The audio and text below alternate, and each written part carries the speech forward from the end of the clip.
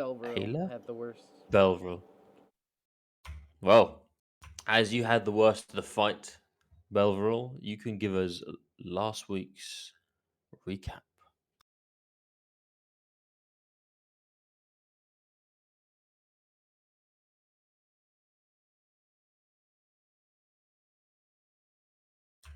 He shot off to get some biscuits, is he? I know him. I'm here. He's Sorry. still unconscious. Yeah, go on. Last week's recap then, Belvril. On you. I haven't. It was all on my laptop, so I'll do it from memory. But got to the mines. Went up to Vulcan, who was, I mean, pleased to see us is probably a bit of an overstatement, but gave out some trinkets. I can't name them all, but I think I got a ring that summons horrible little imps. I think someone else also got a ring. I think there was a cape as well, from what I remember. But we were told that, yep, he's going to need some time to be able to put things together with the Yankans. But he needed us to essentially figure out what was in the western portion of the mine, because they've sealed it off and they're hearing scratching and other spooky, scary sounds. So went up to where the big pit was, and upon sending a certain, well, I say a certain someone, the only person that has a detachable eye down into the hole, it took, what was it, 2.5 hours, brought up a couple of scary underdark dwelling things, so a couple of devours and the beholder. Struggled not so much as we probably thought we would against the beholder, but the devourers were pretty rough. Apart from one continually, it was almost like some kind of Charlie Chaplin thing. One just being booted down the hole repeatedly for about an hour.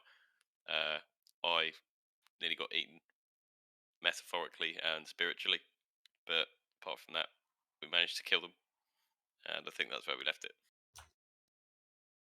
It is indeed, and as we leave it now, faintly you hear off the that's echoed all the way up from the very bottom of this hole as that devourer has finally hit the ground. I want to take us to the heartland, but in fact, I want to take us to this map. As the battle is over, Vulcan describes to you all the time it'll take, and it's in the weak region for this magical stuff. Normal swords, normal weapons, they can be pumped out pretty quickly, but this stuff it's magic. It's going to take some time. Now, that being said, he has a way to send you the stuff that he needs, but he suggests for now go back to the camp. We're going to get some workers in here. We'll pump the forge full of people to start making this stuff. We are going to start working towards what you guys all need. And so, post that battle, you were all a bit frazzled by the fight you just encountered. You find your retinue, your organization, your people, your crew in the camp. And it seems a lot of, you all know the word for this, Ollie, sort of like the baggage party, the travelers that come with it have made their way over here now. A lot of refugees, a lot of visitors, a lot of people. And this camp itself, and this is, you probably early morning this time, it's as you get back to the camp, that is, it's packed to the brim. A lot of the partying and stuff has died down. That in the evening, you probably think it's going to happen the next day as well, because people are intrigued to see you all now. You are the heroes of myth. You are the heroes of Thylea, and that becomes so prevalent with every conversation you hold with everyone that you meet. And as you get in now, early morning into the camp, as you walk in, your soldiers stand straighter. The people around you, there is this buzz of excitement as they begin to wake. Within an hour, everyone in the camp is now awake and moving around. And you have some time here now, today, to decide what you all want to do. Um, and as everyone sat down for their breakfast, everyone sat down for their meal, everyone sat down. Yeah, you come to that point where the forge is lit. You have magic items on the way. You've traveled through Cerulean Gulf and its calm seas, but you know there's more out there. What do you want to do?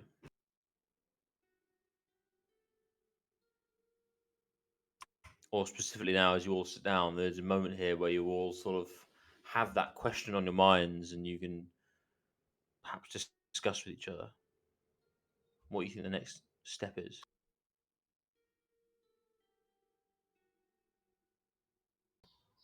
Well, probably the necropolis since we're in the area, right?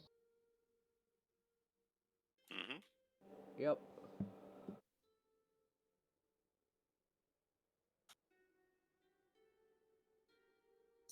There will be a point after that really quick conversation where Kyra will come down.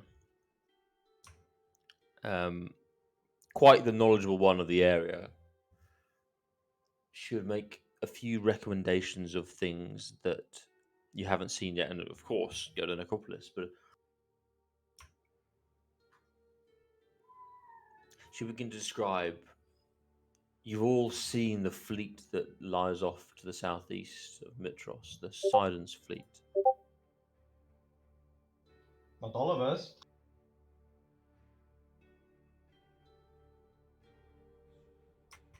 You weren't there for that session, were you? Yep, I'm in the tell me more space. So that's right, you didn't see him.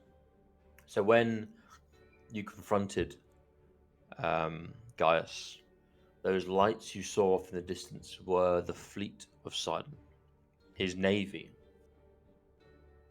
The oath of peace is so close to its end.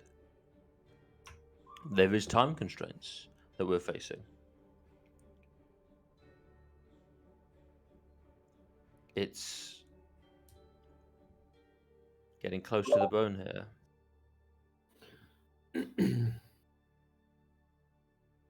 Okay, so I mean, Ayla has been pondering this, that the Oracle has been predicting that she needs a particular item to avert her curse, and kind of wondering if everyone else has a similar artifact or something that has to be found in order to defeat essentially Sidon.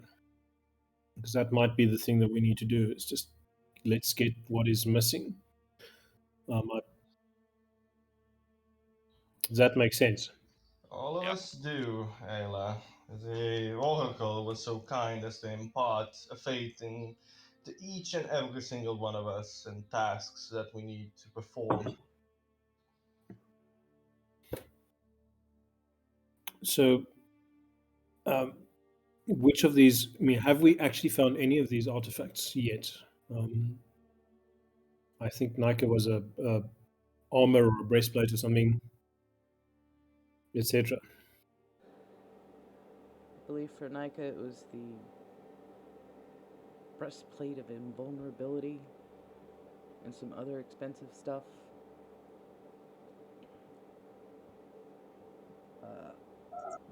I've got 2 of my 3 items. Well, one's not an item. Brule. Give Cairo some chin scratches. I know I have one of mine. He just like points at the ring that was given by the salamander.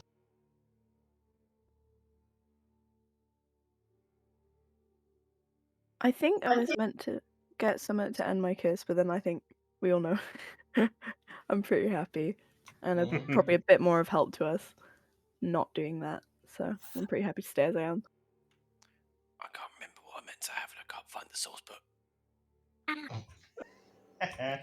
I'll have to look for that as well. Your crew, a way Yeah. to leave Thylea, which is the Ultros when Sidon's out of the way.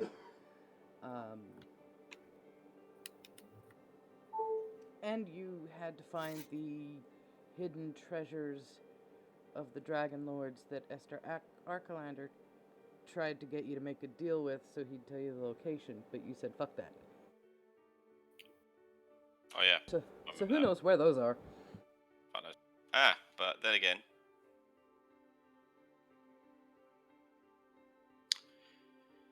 the necropolis might have a bit more information.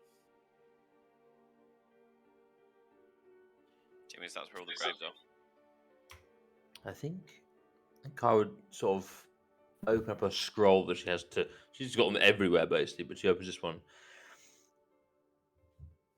I think seeking for information and understanding of the fates that looks to you here, Yacchus, is what you're looking for. So why not confront them on the island? Go see now the fates. They will give you direction, even if it is a tense conversation you will have. Well, your brother, father, sibling, whatever Vulcan it is to you, Kyra, has been mighty unhelpful into at least providing some assistance for me to reach the fates in a more even round, sadly enough.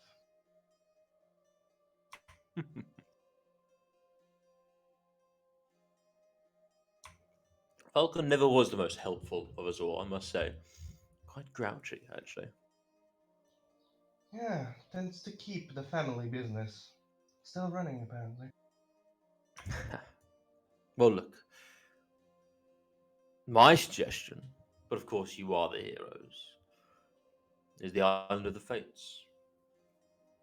All of you have ties by at least some point. I think Vulcan is a dwarf, Yeah, he is. which I explains as I well. wasn't sure about that. Okay, so yeah, that's how you know he likes you. Is he's not killing you. Mm-hmm. Basically. Look, my understanding is that at least a few of you have direct links to those individuals that inhabit the Island of the Fates. They are neutral in this.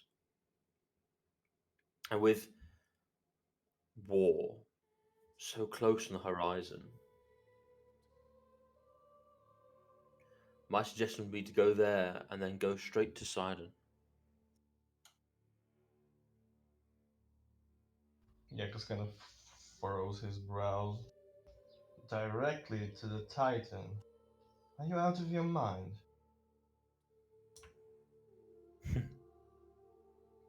What other choice do you have? You wish to complete and discover the entire world, and in that time, everyone in Mitros will die. I think we don't understand truly here, and looks around all of you, the time frame we're on. You have seen the enemy's fleet. I have walked on the boats there, and I have seen Sidon there. He leads that navy. That being said, there is a tower at Praxis where he resides. He can move between the two freely, as such as his titanic design. Why not hit him at his home? I'm not saying you have days, we still have some time and we can make a few detours perhaps, but the battle coming up ahead it's close. It's so close.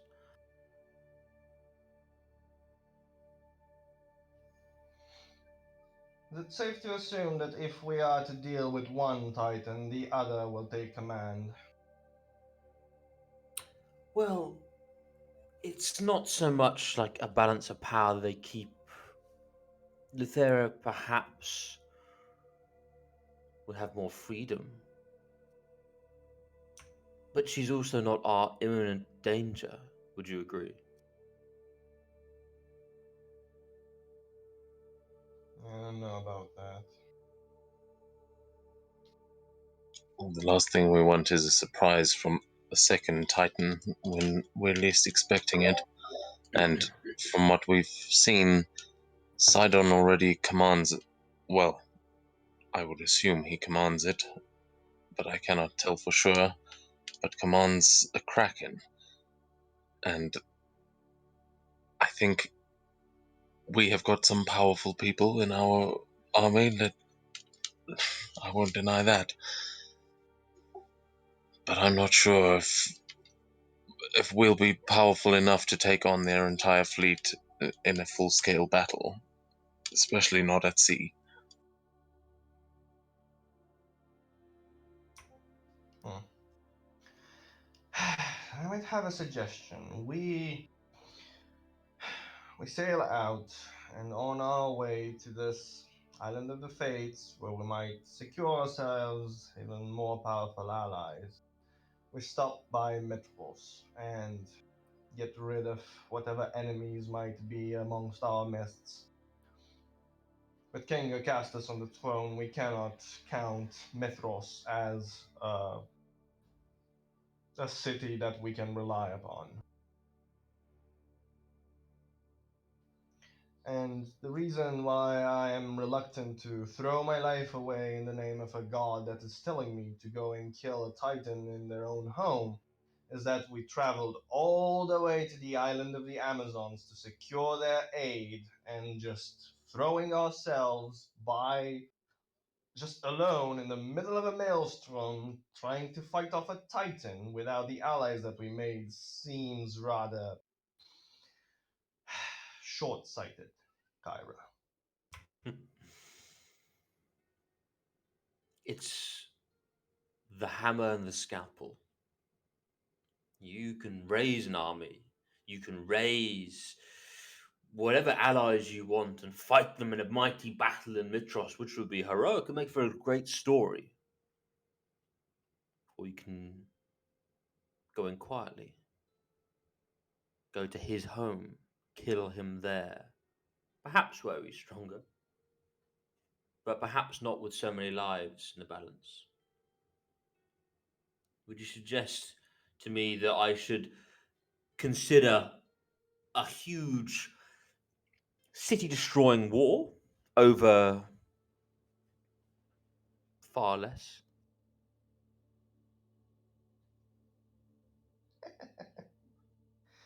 Of course, you wish to get rid of my clan in order to keep a dragon busy, probably saving a lot of lives in the process. This is what you do. This is what you gods do. You just sacrifice a couple of people just so that you can save more. How wonderfully comedic. Sure, I'm up to sacrificing my life for the sake of your rule and your reign over the people. Why not? I don't think you realize, actually. And this is the first time you've really seen Kara a bit pissed off, actually. I don't think you realize your situation, Yacchus. Whoever said Oh, your life was your own, ever since you died, you are a threat to the heroes. Remember how you came back? that I do.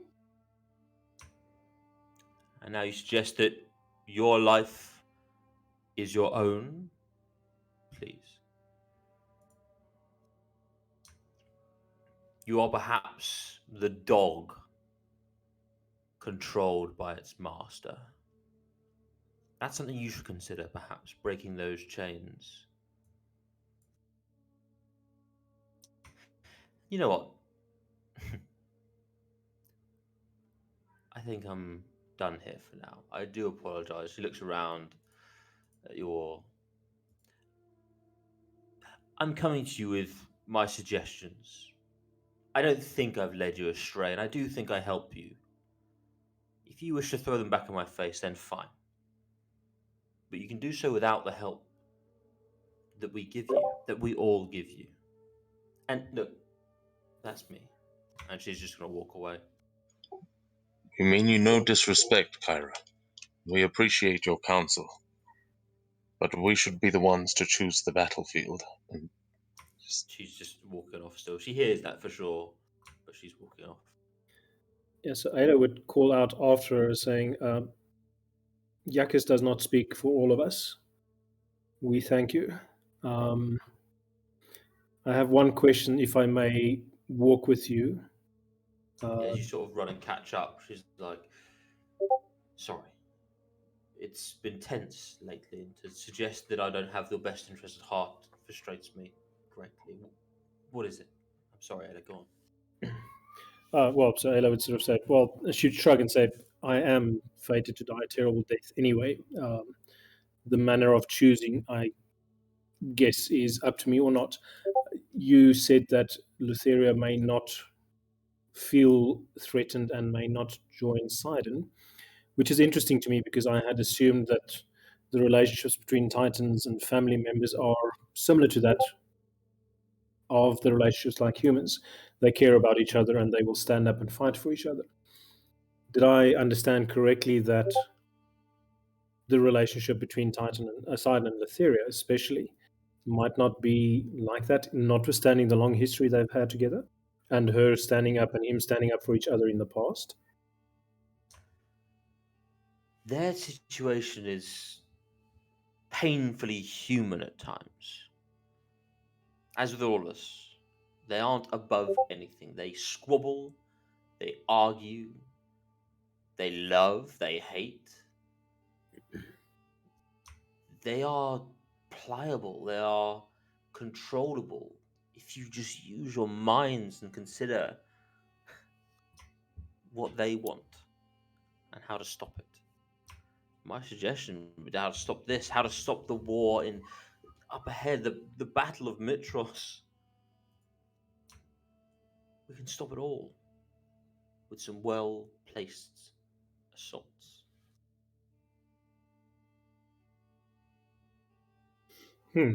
I am wondering what would make Lutheria pissed off enough at her brother to not help him, or in fact, sabotage him. But thank you. Please forgive my companions if you care. They do not speak for all of us. I know. And he's not wrong. We failed you all at some point or another, and I'm not perfect for sure. I make mistakes. I think the knowledge you'll get from the necropolis will be far less than that from the fates. But do Yeah. what you want. Well, we yeah. So Ayla said, I have seen Necropolis. The Fates sounds like something I would like to see before I die. So I will go and talk to the party. And she would sort of just nod and turn around and walk back to the fire. And look, if you're still fixated on that idea of the necropolis, then send me. I'll go. I'll do whatever you need to. I'm trying to help you here. And I have been back to your Amazonian island since you've been there. They're going to help. Just because you can't see it doesn't mean you haven't made allies and friends along the way. She looks out to the side, a few hundred meters down. Point and case. Have a good day. And Ayla, as you look over to where she pointed, it seems like there's this rustle of trees, and you begin to see a load of halflings and one giant individual. As they get this group get about 50 meters short of the encampment, you see the big hand of Idiot waving in the air. Oi! And he comes sprinting over to the encampment. Like the guards at your front who haven't seen before are like spears up, and you see the halflings around Idiot trying to slow him down. No, wait! Oh, you see they're quite fat, shy, like hobbit type people. But Idiot comes running over, just just running through the encampment. There's a few guards that are like, but when they doesn't attack, they don't do anything. Actually, gonna run to Amara probably. Hi. It's like, yeah, gives him a big old hug. He loves Idiot. I missed you guys. Hey, you guys. Sorry.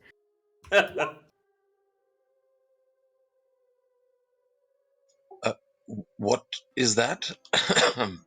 Or who? This is our friend Idiot. He is an old friend of us. He's a great guy. Helped us out in a little struggle with some bad robbers, and he's since turned to good, and he's lovely. Say hello, Idiot. Hello. Sorry, I missed. What kind of creature is this? A giant. Cyclops. Oh, Yeah. Cyclops, yeah. Never mind. Oh yeah, he's Cyclops. Yeah, you missed out. That creature is not just this big guy. Yeah, the big guy with one eye. Great. Yeah. Well, Never noticed. no ableism here, right? Yeah, I mean, they haven't steered us wrong so far. He'll put his spear back down against the trunk here and just, oh, nice to meet you, sir. Go back to looking at the map. Are you a cat? And we'll like apprehensively, but like, you know how a child touches a cat for the first time, they sort of like tap it and then put their hand away. And we'll just try and do that to you, Lala. It's like very slowly, this huge hand just goes down to sort of like, you know how they try and stroke a cat, they have their hands like flat out. Yeah. They just don't, they're just like, he sort of just taps your head really gently actually, and then removes it and goes, oh. He just like tries to hold back a smile, but can't quite as he looks up at the guy and then looks around for Neikha, just going like, "Oh, is this where she learned?" Like she's been teaching this damn thing. And he asked, "What am I a what?" A cat. Oh, well, technically, yes, we are Leonin, but that's more of a cat than I am. And he points to Oni as they're approaching. His eyes go wide and he sits down. It's like, I think Omi as well, quite a lovely creature. Yeah, exactly. He would walk over and you just like this child, because he is very childlike. Just like he begins having all those like child shakes. You know, they can't control their excitement and anticipation. They just sort of Like just like, wringing their hands type thing. yeah, just like Like you when see it, Gromit you see sees this- cheese. Yeah, for sure. And you see this one with the halfies catch up and they sort of like, it's okay. Be good, be gentle, idiot. And he's like, okay. And you see they're very, very good friends. And these are the halflings from Woodhike. A very, very old, well, a very long time since you've been in that area. But it seems they've heard of your arrival and they've brought quite the feast for you guys. Oh, I was just going to ask if they have some of that fabulous wine, which What I we've was had. just about to ask. Barrels and barrels of halfling wine, and this is this is not the first group that's come to see you all. There are people traveling from across Thylea to visit. They are from Astoria, from Mitros. They are from the fields and the heartlands all over, and you see all manner of person. And the camp very quickly becomes this large gathering, almost like this festival type gathering. It seems at some points people, set up bed rolls on the floor just in the open. And the weather is lovely, of course, and there is a very, very, you find your little fire area that you're all sitting at. It gets very crowded, and people sort of surround you all a few meters off, just want to see you.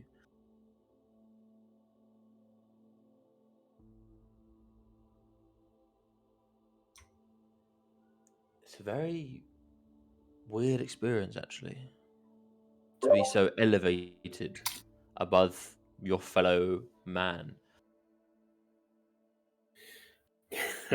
Yeah, at some point, I think the people to animals ratio will become too high for Ayla, and she would sort of ask Leonidas if he cares to step aside somewhere quiet for a word, because she's been seeing him watching the map. Oh, Um, yeah, sure. He'll so, he'll walk with you, but he'll sort of gesture to Belvril as we're walking, and he'll say, "I think someone over there is looking for an autograph," and just like trying to crack a joke, but he will follow you. so she'll be saying, she said to Leonidas, "I can see that you are planning for a major battle, and I am thinking about Kyra's words around the hammer versus the scalpel. I would prefer that we don't have a lot of bloodshed. But I was wondering if you have any ideas around how we might use all of these support, all of the people, all of the armies that we could access to cause a distraction whilst we try to go for Sidon in his. I don't know if you even think that's tactically a good idea, but the idea of distracting him and his armies whilst we essentially try and sneak in the back door and deal with him alone at the moment for me feels like a really attractive idea. I must admit, I'm not much of a fan of uh, an assassination attempt, but I don't think fighting Sidon in his home is going to be our best option. I believe that we should find somewhere that we can draw them into battle, somewhere that we have the advantage, and we can set up a proper plan of attack. We can set up an ambush for them there, but we have got the forces that we would be able to hold it. My worry is fighting out at sea. We will lose that battle against Sidon. They've got the advantage on the water, and we have the advantage on land. I think we should try and draw them in and hold them off as long as we can. We should be able to hold them back. I see no reason why we couldn't. That's the advantage on land. I think my biggest fear of a land-based battle is the centaurs. I don't think that the human armies are as threatening, especially if we've got two dragons that can terrorize them. The centaurs, if we could somehow convince them to stay out of it or join us, would be for me a very good thing to do before such a battle. Well, I've got no good history with centaurs that work for Sidon. That's kind of how we got into this mess. But you seem to have a way with them when we were on that island. And yes, having them as allies would definitely increase our chances on land. I mean, this may be a simpler way of looking at it than we actually need to. I think whether we're fighting them on land, at sea, or sea is going to make a big difference, in my opinion, if we can do it in the right place. And I think with the hallucinatory or illusory terrains and things that Amara was able to conjure, I think working together we could probably set quite the trap for them.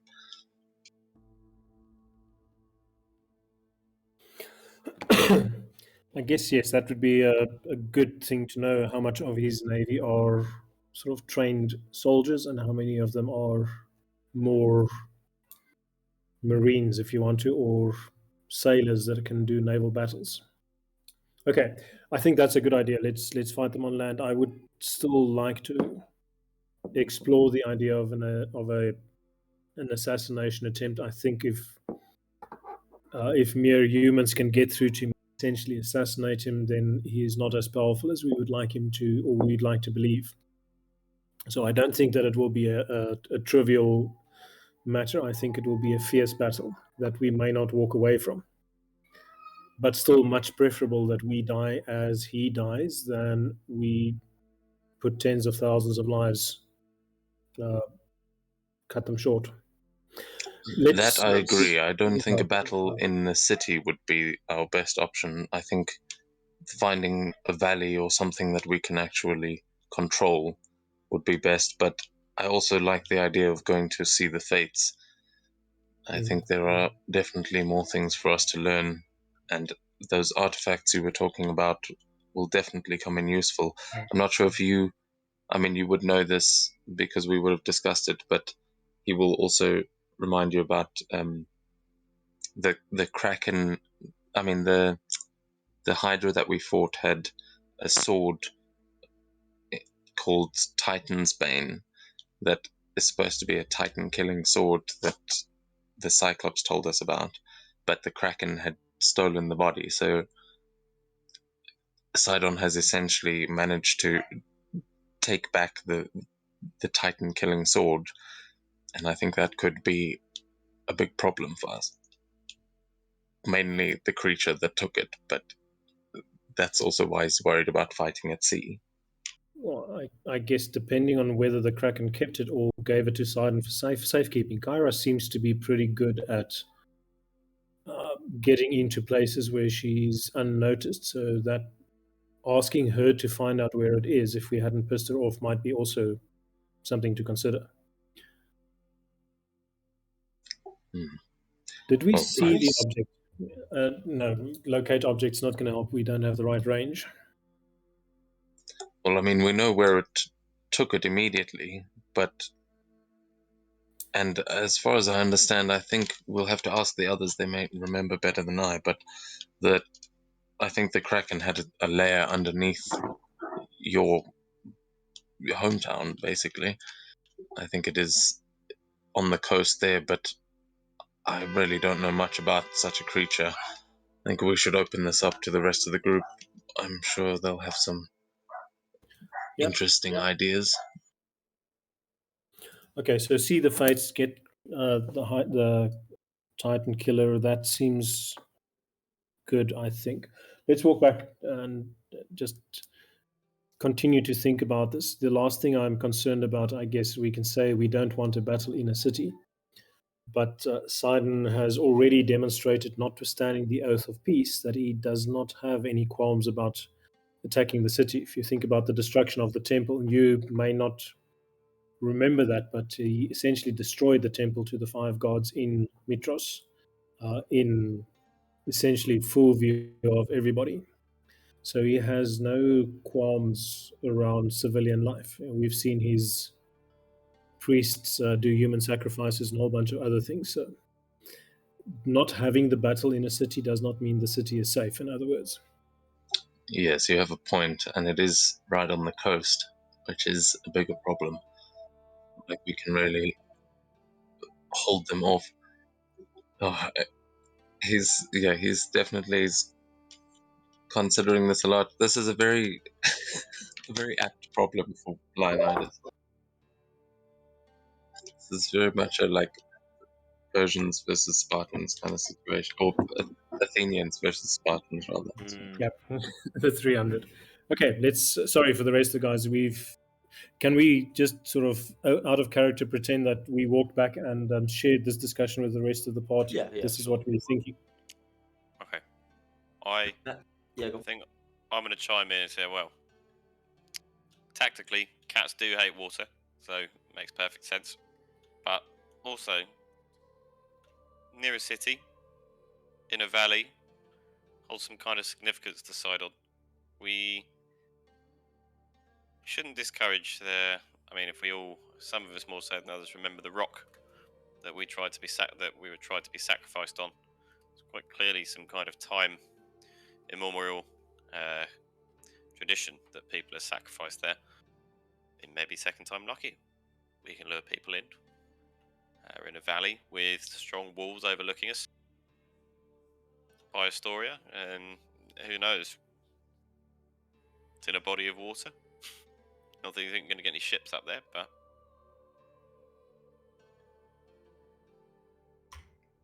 So, just slightly off to your flank here, this tent that's been like near the fire the whole time, sort of rustle, and this hand falls out, then moves slightly, and you just see Pythor lying on his side. Well, he sort of sits up, but so far I think your planning's been pretty poor. And I think that idea is pretty poor as well. Hoping to do the same thing twice and expect a different result. What's that? What's that? really clever.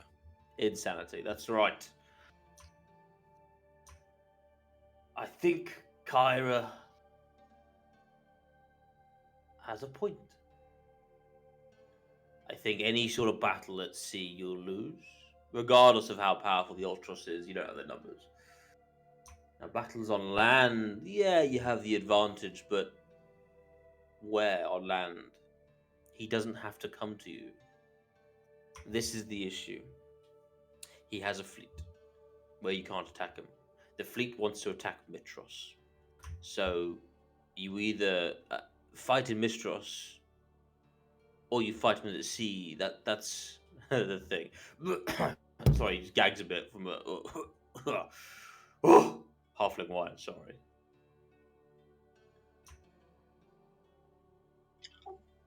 How I could you thought- possibly draw him anywhere? Well, that is what I've been trying to figure out. Do you by any chance know the location of the great tree?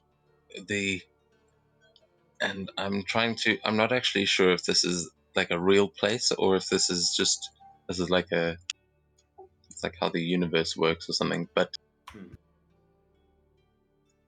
the oracle warned me that if you were to be killed, if the Titans were to kill the gods and destroy the great tree, that there would be nothing left to fight for, essentially. But that seems to be as much a target as you are. So, is Mitros really the thing that Sidon wants to destroy? Maybe we can alter his target.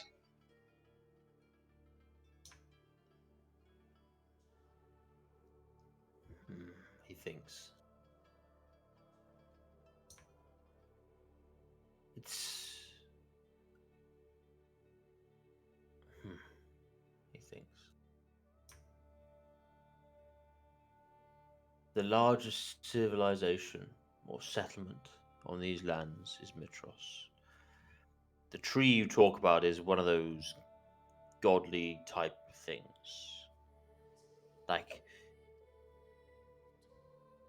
Like people's belief in me and how I draw my strength from it. Once the balance of nature is changed. Sorry, still a bit drunk. Other targets become more realistic.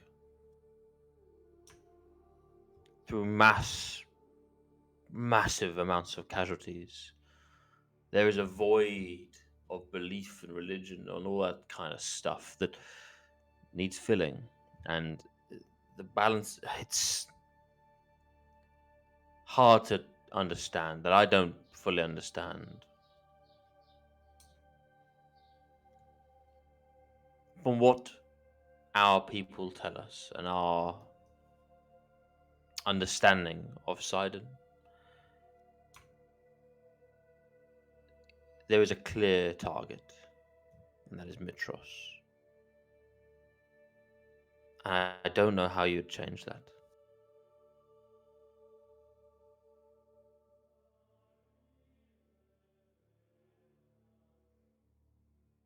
Well, essentially, the easiest is just killing him before it gets to. No, It is oversimplifying it.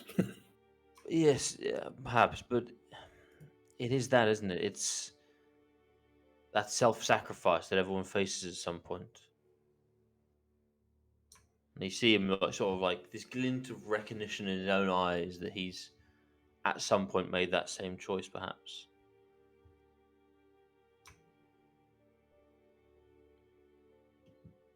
This is the bad side of being a hero, I suppose. It depends if you want to be a good one or a bad one.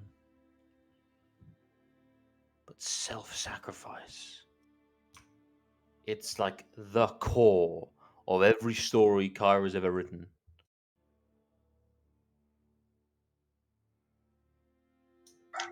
That I can appreciate, but taking a fight you know you're going to lose is not an intelligent decision. Though I will agree with you, my tactics and planning has not exactly served me all that well. I hate to admit, Why but I such think a pessimist? You are all strong. I'd lose a fight to all of you. Maybe not to one or two of you. But I'm the strongest of the gods. And I'd lose. I don't think you understand how strong you've all gotten. Yeah, I'm losing arm wrestles to Brew. A mortal.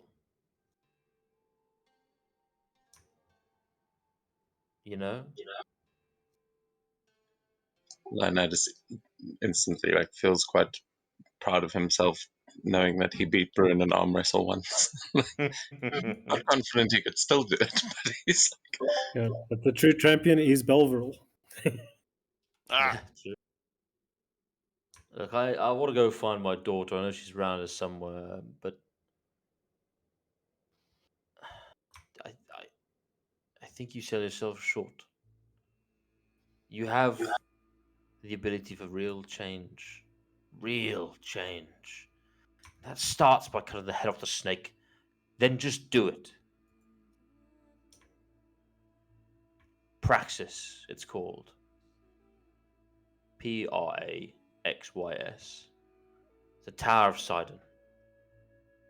It's in the Nether Sea, not even the Forgotten Sea. You have to find a way into the Nether Sea. This isn't a quick process. You have time to explore and look for it, but it's just not much time. You gallivanting around doing every little thing is.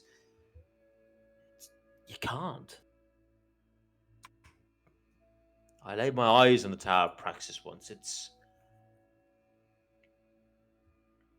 a terrifying sight.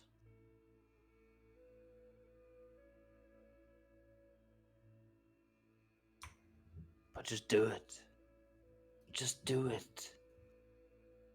do it. It's the right thing. Now, look. Neikha, where are you? He gets up and goes for a little walk.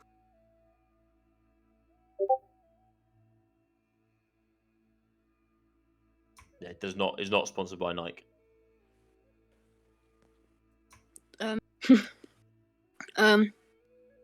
She's just chilling at the moment, so she should be pretty easy to find. Yeah, and before long, Pythor would come up to you. I suppose Omi's around your dragon, and I don't know if anyone else is there, but And bring her onto the map. Shame. Being left out.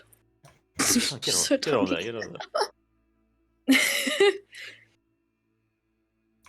She's become small. Neikha, daughter, how are you? Yeah. I'm alive still. You've had some pretty rough fights recently. I like the new braces, though. My goodness, impressive.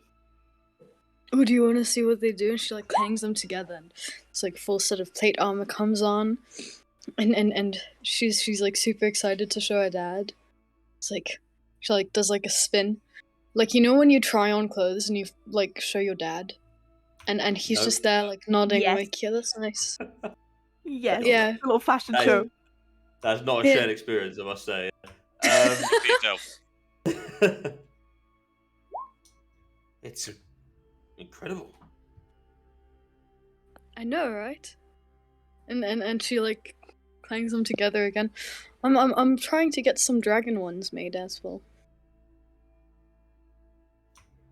That would be a sight for sore eyes.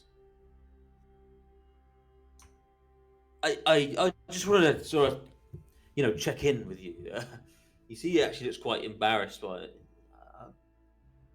I know I've not been the best, and I know you okay? I think so. I think Nemesis is more recovering still. It was rough on both of us, I think. But I wasn't the one who died that time. Yeah, I heard about that. I saw the drone fall. In fact, sorry for that. It's okay. It's like I was able to bring her back. Yeah, I guess that's what counts. And how's she doing? She looks towards Nemesis. She seems kind of small lately. Yeah, I have a theory about that, and it's a conversation for another day. But yeah, look, that's it. I just wanted to check in. That's all. Make sure you're okay and all that. Yeah. That's so sweet. So she'll just go and give him a hug. He's It's like for a second. He's like taken aback, but then he's like embraces you finally. yeah, strong pat on the back, you know. Yeah, and he's like, oh, wiping like a tear out of his beard, and he's just like, oh, right, where's that wine? Halfling! And he starts getting pissed. At this point, can I get a perception roll from Brew, Amara, and Yacchus? I think at this point, Belvril, what are you up to? I'm milling around. I'm still feeling pretty rough. I think that I'm gonna retreat to the cart, sort myself out a little bit. But besides that, I think feeling a little bit torn between what would be the best is usually taking quite a passive role to say once the decision's made, Belvril's usually more than happy to go along with it. But I think this feels a lot more. I mean, for obvious reasons, feels a lot more of a substantial decision. So I think it warrants maybe more than a clap of the hands and get up from around the campfire and off we go type thing. You know what I mean? It's yeah, I think he's got quite a lot of thinking to do. But while he kind of busies himself doing that, he's going to do the whole almost procrastination of moving a pot from one side of the cart to the other side, moving it back because it looked better where it was, and going around making himself useless. Yeah, and I think whilst you keep busy and doing stuff, there people come up to you every now and then because you're by yourself and you're easily approachable, basically. You begin to get people asking for things. If you see my daughter out in if you ever go buy a store, just send my love. And Violet. She works at one of the inns over there. Just give my blessing, please. That's all. That's all. He sort of walks away. Yes, yes. Woman comes over. Do be safe on your journeys. If you see my son in Mitros, he's one of the guards there. I think to everybody comes comes up to us, I'm gonna ask not like fawn over them or the polar opposite, not like be aloof either, but down the middle and kind of ask them to keep us in their thoughts and in their prayers moving forward, because obviously everyone's well aware of the Oath of Peace and what it does. I can imagine it's quite tense despite everybody being relatively jovial and having a party once they've gotten to us. And in Beowulf's mind, maybe the whole idea that oaths and prayers and etc. is such a tactile thing in Thylea. I mean, maybe that'll make, or he likes to think that would make some kind of physical or almost magical difference to things. If I'm thinking along the lines of, we're talking like orcs in 40k. If more people think it works, it will work. For sure. So yeah, that kind of thing. Okay, yeah. People are generally left with these happy, smiling faces after your interaction, and they don't ask for much a lot of time. But you see, they do leave stuff by the cart. This being the cart's sort of the central focus. This little camp you're in, like this is like the immediate area of the camp. There's a circle of people around it. And the camp stretches out for a long way now, to the point where your barricades and your soldiers, your crew are you're outnumbered basically. Brewers, you've been walking around. You start to see like a pile up of donations, a pile of offerings. And there's one here by the fire. There's the cart is starting to get lots of stuff around it. You see people bringing gems and crystals and food and wine and supplies and goods and trinkets. And you see like a lovely blue crystal there that's sort of glowing a little bit. It looks a bit magical actually. Looks like someone's put down something of real value to them there to give as an offering. Yacchus and Amar, you don't quite see it as you're milling around, but as the day goes by and it goes into evening, more and more of these offerings come in, and a lot more conversation happens. Yacchus, at some point in this, I think you'd have gone off by yourself, and I would like you to roll for me a religion check.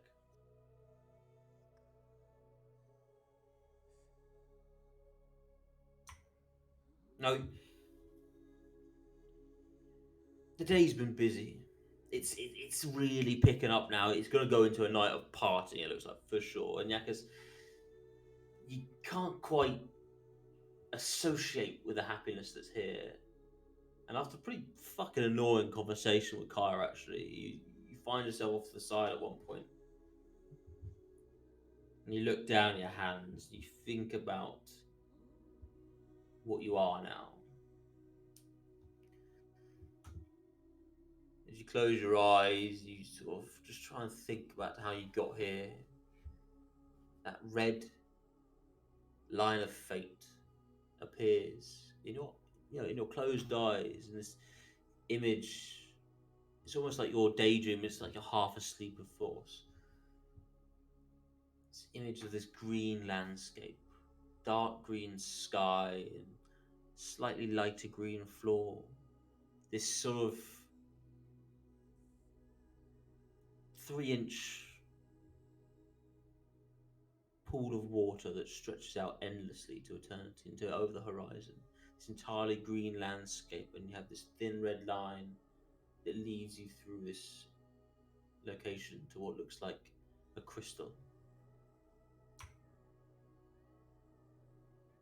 And in this sort of dreamlike state, you aren't entirely in control of how it goes down. This isn't a lucid dream, and you find yourself following this red line like you always do in all battles that lead you, or your eye and your magic works. You follow these red lines of fate that pluck at you.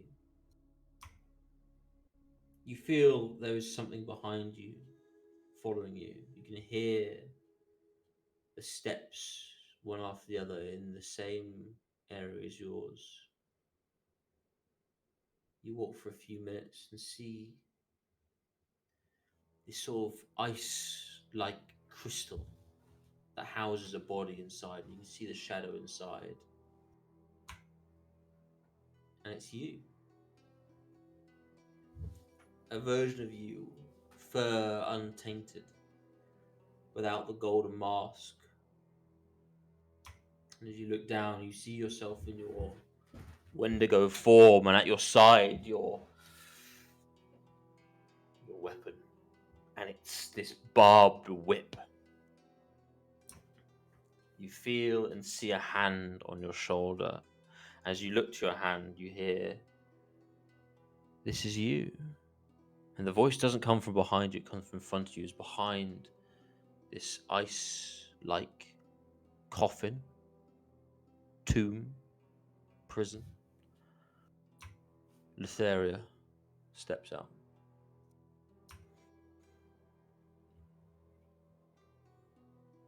Looks at you. Looks behind you. You see at her side this massive scythe, green tipped blade at the top.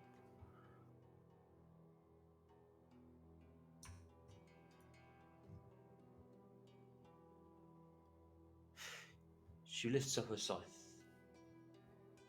and scratches the surface of this ice, and you hear "No, no" from behind you. You still don't know what it is behind you, like this shadow, there's something there.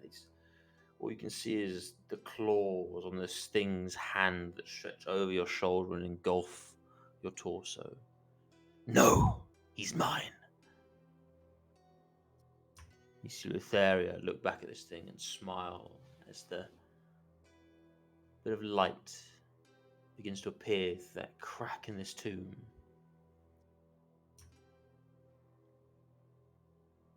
Be seeing you. As Lotharia walks away, you feel your shoulder compress as the claws of this creature behind you dig in and draw blood. And that pain wakes you up. You open your eyes. You open your eyes to the sound of the encampment. At your side, your weapon burns against your leg and you drop it for a moment on the floor as it transforms into this whip. Barbed, not barbed, barbed, not barbed, as if they're pulsating bits of energy before it finally stops. The ground around it singed slightly. As you pick it back up,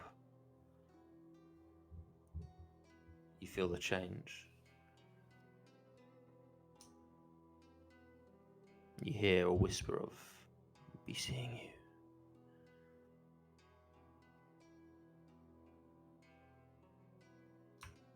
But back at the encampment now. It's sort of early evening. Yacchus, let's make that a +2 weapon now, if you don't mind, with the additional stats. Mm-hmm.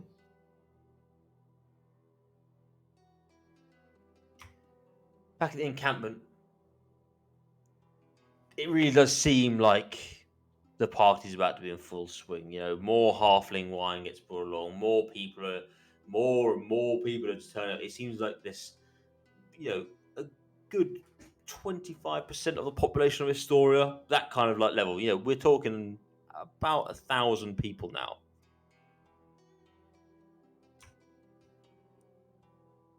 Everyone's come with offerings and gifts and joviality. And I need Belvril, Ayla, Leonidas, Amara, and Neikha to roll for me a perception check, please. Let's see how it goes. Not Amara, sorry.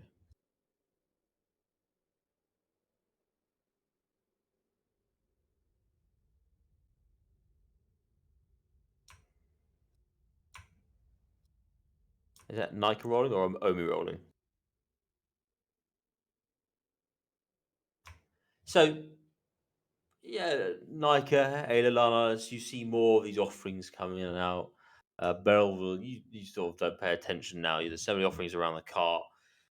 As more and more people start pouring in, it's starting to get that. I will say, it's a bit more lively. And Ayla, Lala, you see more of these tokens, these gifts, these gems, these money's being bought at some points here and there. These local wine merchants that have a bit of extra gold to spare, and instead of giving it to whoever they're forced to, they feel it best to give this offering to you.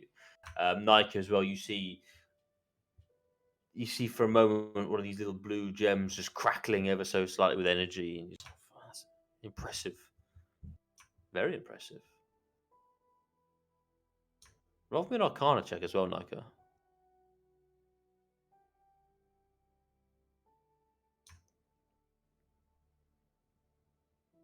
How is that fair? Rolling a 19 with a 0 mod. Yeah, hell yeah. Oof. Fucking high 8 the DC as well, so well done. This person's carrying this basket, wearing this smile, and puts this basket down by the fire, and you can't help but concentrate on this little blue gem. You see it again, this tiny little crackle of energy. What do you want to do?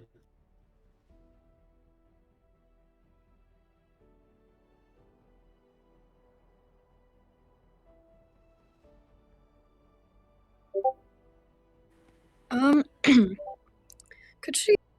Okay, voices me. Okay, there we go. So can she have Nova fly over and go take a look, like a closer look at it?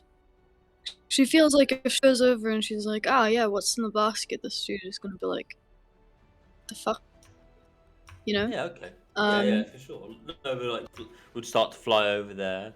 At this point as well, while Nova's flying over to investigate, give me an investigation roll from Nova, please. You sort of like start to pay attention about these offerings that are by the fire. Brew, you are given this halfling comes up to you, you know, less than half your size, but it comes up to your knees, and like, hey, my mum said to give you this. It's this lovely potion. Looks like this greyish sort of. Actually, it's quite disgusting. Actually, she said you might have a use for it. I don't know. I hope it's okay. Thank you. Also, I don't know if it got missed, but Brew did pick up that one glowing item that she saw earlier, and she's trying to see if Belveril could tell what it was. Oh. But it got Yeah. lost in all the rolls. Sorry, I've just seen it now. Yeah, for sure. You pick it up. And give me an Arcana, Belveril, Brew, both of you, please. As Nova begins to inspect this little offering as well, unbeknownst to both of you, it's the same sort of looking gem, actually. Yeah, Belveril, you get hands on, you can't quite see what it is. Brew, this thing is like, it's pulsating with magic, and you feel, you know, this uncomfortable little prickle of energy.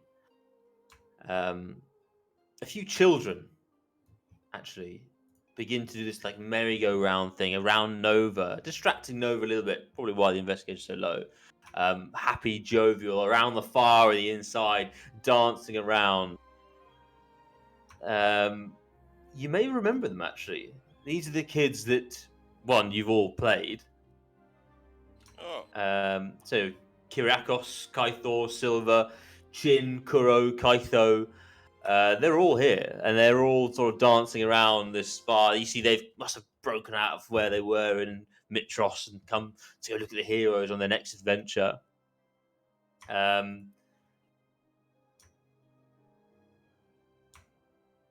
Brew and Neikha. Nova doesn't really know what to do, but she's happy now and distracted by these kids that are dancing around her. They're singing this funny little song about blue dragons. Brew, you just picked up a potion of aging. Kind of a big deal. But Brew, as you sort of take this in with the kid, you start to inspect now this gem with like this little happy, like feeling in your face. You know, oh, wonderful child. That and you look at this, you begin to see the hair on your fur on your arm stand up on the end, and like you see these kids as well as they're dancing around, their hair begins to stand up on end. And I need you to roll for me a dexterity saving throw, please. All of you. Knew it.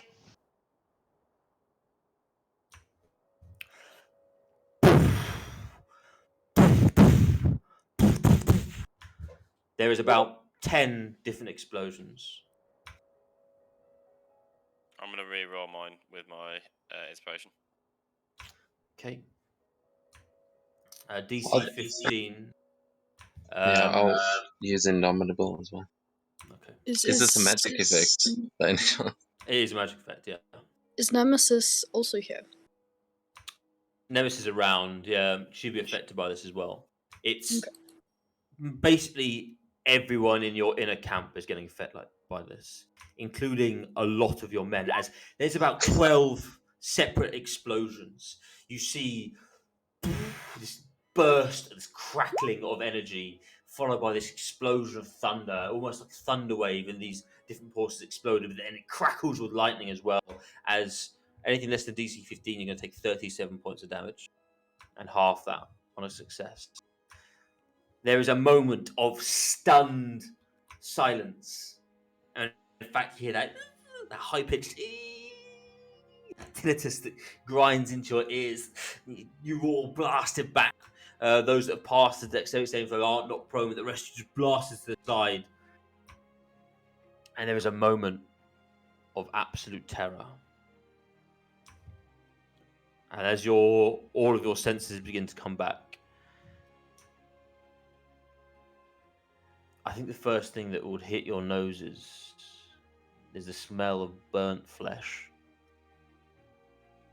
As you look around, this camp is in ruins. And it is absolute chaos. We're going to take a short break there. Quick 5 minutes now. Go get some drinks on board before we deal with the chaos of the camp. I'm back now. Is everyone here? I think so. I'm it. Yep, I'm here. So immediately at this point, I want us to go into a sort of skill challenge. As post this blast, so speaking as someone's been an IED before, this is like absolute insane chaos. The areas of the explosions, people are just evaporated. There is blood, guts, and bodies everywhere, from all ages, all genders. The actual camp itself has sustained ridiculous amounts of damage, and you have no idea how bad it is because you just can't fathom that many explosions in this smaller place in that amount of time. And so, as we post those explosions, we begin to regain our senses, as we begin to feel now the effects and the smell and the sights now. I need everyone to roll for me a wisdom saving throw. Nothing like this any of you have ever seen before. This is probably the most horrific thing. You've seen undead, you've seen terror, you've seen awful things done to children in that place underground where they're basically eating them alive, and this is as bad, if not worse. Belvril, Brew, Kairos. You can't move straight away. Omi as well is caught by surprise here. There is a moment of where you're blasted back and you just sort of your eyes come into focus and you have absolutely nothing, no idea what's going on. Lionel's, Yacchus, Neikha, what do you want to do? Ayla, what do you want to do? Yacchus would immediately start searching for the culprit that is trying to highly likely escape the scene. Well, may not even be on it. So I don't know if this is the right time to curse, but she would certainly shout out, "The curse of the treacherous is coming your way, whoever did this." And then she'd start looking for, well, firstly, members of the party and Nessa and everybody else.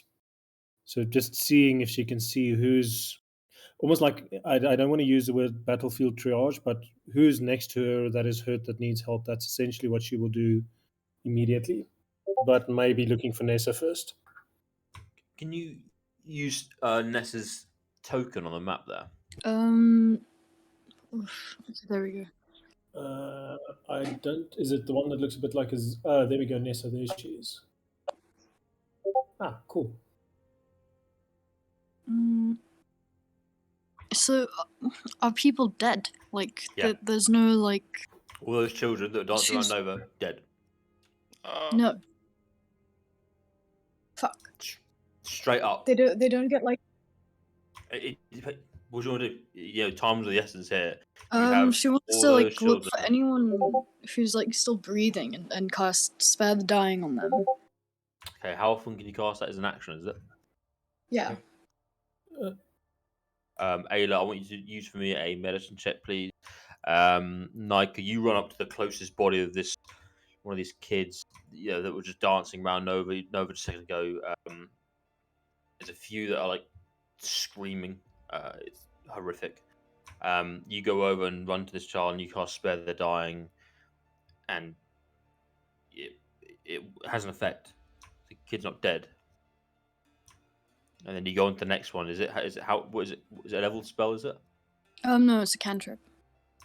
cantrip? You go around to as many people as you can. Three of these kids you're able to save the dying on. And as you get to the last of them, you can't. It's too late. Yeah, she's going to as many people as she can and casting Spare the Dying on them. Okay. While you do this, Ayla, you go immediate triage. Yacchus, I want you to roll for me an investigation check, please. Ayla, you're triaging. You're tourniquets. You're trying to hold like wounds. You're trying to marshal people into the right areas. If you can walk, get over there. If you can't, stay where you are. Keep shouting. People are trying to help straight away. A lot of people start running into the wilderness. They just start running out into the tree lines. Yacchus, you start tearing through this camp. You go to one of the sites of the explosions. You look around, and there's just like a crater. Next to that crater, you look like there are people making food there, and the cooking pot's been split in half, and there's like boiling water that someone's clawing at their face from like the damage it's doing to them. And you move on. You're trying to find who's done this, and you look around. You see anyone's been dodgy. You see loads of people running into the tree line, but you see them running away. No one stands out at this point. No one wearing a blue cloak. No one looking back to see what's happened or anything like that. Well, there are some, but more in terror to see if something's chasing and follow them up afterwards. Leonidas is also trying to figure out what hit us, so I'll also be kind of trying to help. Sorry? Investigation yourself as well, because you two weren't together, so it's not really a help action, but you can do your own investigation roll. Yeah, they'll sort of go in different directions, I think, just trying to. He's also trying to secure a perimeter and telling any men that he can see in this chaos to help him. Yeah, you marshal, and you see some of your own guys been blasted back. None of them are down. They're all sort of capable of fighters in the road to deal with the brunt of the damage. A bit worse than others, but they're alive. They immediately start running out, defenses up, and they start marshalling the sailors and the crew that are around that you're there, and you've lost a lot of them as well. A good portion of the crew looks like they're still down, but they go running around. You've got a fantastic investigation role, and you look around. You can quite quickly tell where these explosions have come from. You see they're sort of randomly placed, so there must have been something of the offerings that makes sense. Quite quick. You saw some gems in there, enchanted perhaps. And then you start immediately looking for people that brought the offerings, and you realise that the people that brought the offerings perhaps were the ones that exploded as well, like some sort of grotesque suicide bombing, if you will. Yeah, I guess he'd stand in shock for a second, as it's the first time he's seen those tactics. Absolutely. Or any of this, or anyone. Yeah. Who else is able to move at the moment, this point in time? Brew, Belverall, you're starting to sort of regain your senses here a little bit and sort of like shake off. It's a good minutes gone by at this point where people are trying to save each other, and you've been slow to sort of wake up on it. What do you want to do? I think I'm gonna, as much as I can, try and kind of help Brew up and push her off in one direction. I think that if all of the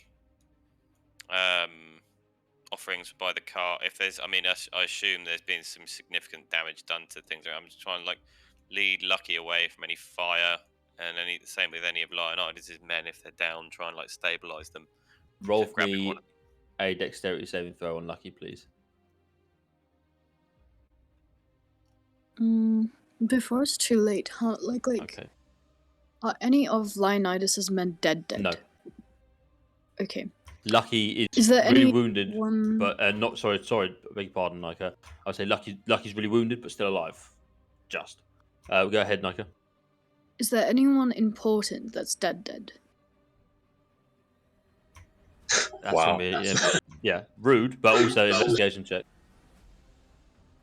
A what check? Investigation. There's some like cat racism going on here. Can Omi? Oh, my invest. Good rolls. Yeah, you're rolling good today, mate. Yeah. Look around. You start. Perhaps you think like who's part of the crew, who's with us, sort of thing.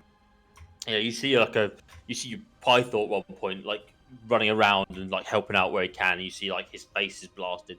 It's almost scarred a little bit. His beard's been singed and a few like cuts to his eyes, but he's all right. He's all right.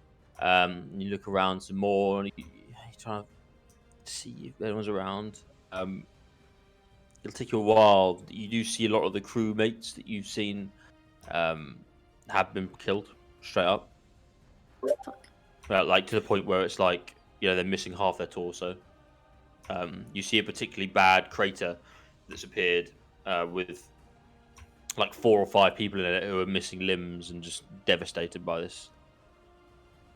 Okay, we're running out of time. One of the kids that Neikha couldn't restore will do Revivify on that one. Yeah, I'll do another one of the kids with Revivify. Okay, so Yacchus, cards or Silver, they're alive. Revivify on Chin. There's still Kuro and Kaitho. How many more can you revivify? I'll do Revivify on Kuro, and give another crystal to Ayala to do Revivify on another one. So you need 3 crystals. Yeah, have you got 3? Yeah. 3 diamonds worth that much? Yeah. Okay. So you cast Revivify on all 3 of these, and make sure you write off those diamonds now. Whilst this is going on, you all sort of run around and continue this brew. You're starting to get pulled up by Belleville here. As you two sort of meet eyes, there's like, it's rough. All those kids are now alive, yeah, or very hurt though. Brew, Belleville, what do you want to do? If I've managed to lead Lucky away, I mean, I can't move. I think Brew might have control of Lucky. I'm going to move Lucky to say here, just away from where the worst of it would be. And being somewhat self-centered, where's my chicken? Ooh. If the chicken usually lives in here. He does live there. You see, like your cart missing 2 wheels, and the side of it's blasted apart, and everything's just fallen out. You've been like spending all day like sort of moving it around, to make it look nice, but it's been blasted everywhere. Investigation check for you, please. Well, we'll go to Amara and see what you're doing. Amara's just kind of like dragging people away from the fires, just trying to help where she can, trying to use whatever like knowledge she has about like bandaging people to try and get people to stop bleeding out and stuff like that. Medicine check for you, please. Okay. Can I just tell you, I mentioned, sorry to interrupt, Barry, but these 3 here, when I said earlier on, I just like rushed them away. I assume these 3 guys are fine.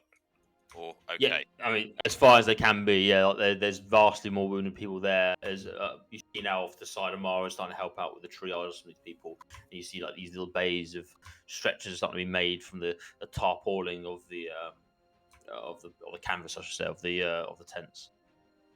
As people are running around trying to save lives.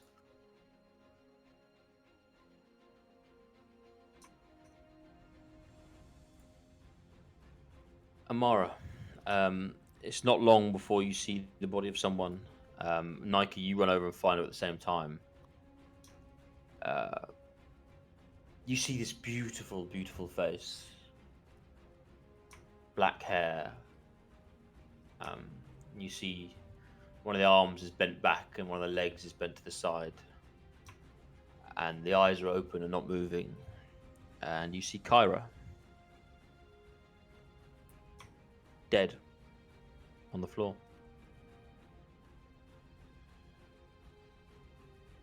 Oh shit. Fuck. Okay, fuck. Neikha, Crystal, fucking heal her. Or bring it back, Jesus. Okay, yeah. Wait, how many 3rd level spell slots did Ayala use? All of them. It's only within the last minute. Has it been more than a minute? It's definitely been more than a minute now.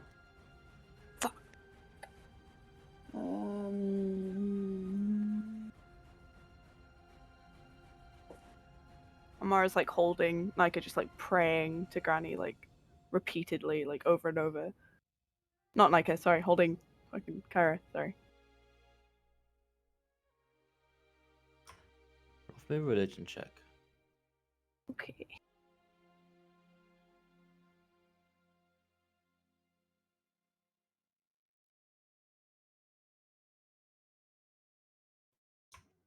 Oh wow, with an amazing roll like that, it's heartbreaking as you're holding Cairo and you're hugging her and you're praying to anyone that will listen, and you hear nothing back. Neikha gets Omi to fetch Pythor. Yeah, but Omi shoots off, runs off the Pythor. As Omi runs away, what's everyone else doing? Yacchus, you're still running around like madly at this point, trying to find someone. You roll for another investigation check. Okay.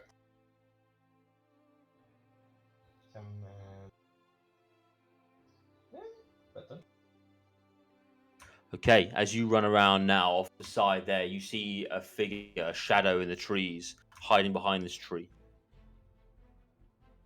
Which one? Sorry. There's the shadow like off to the side here. You see like the silhouette of someone behind a tree in the shade of the trees, looking towards the camp.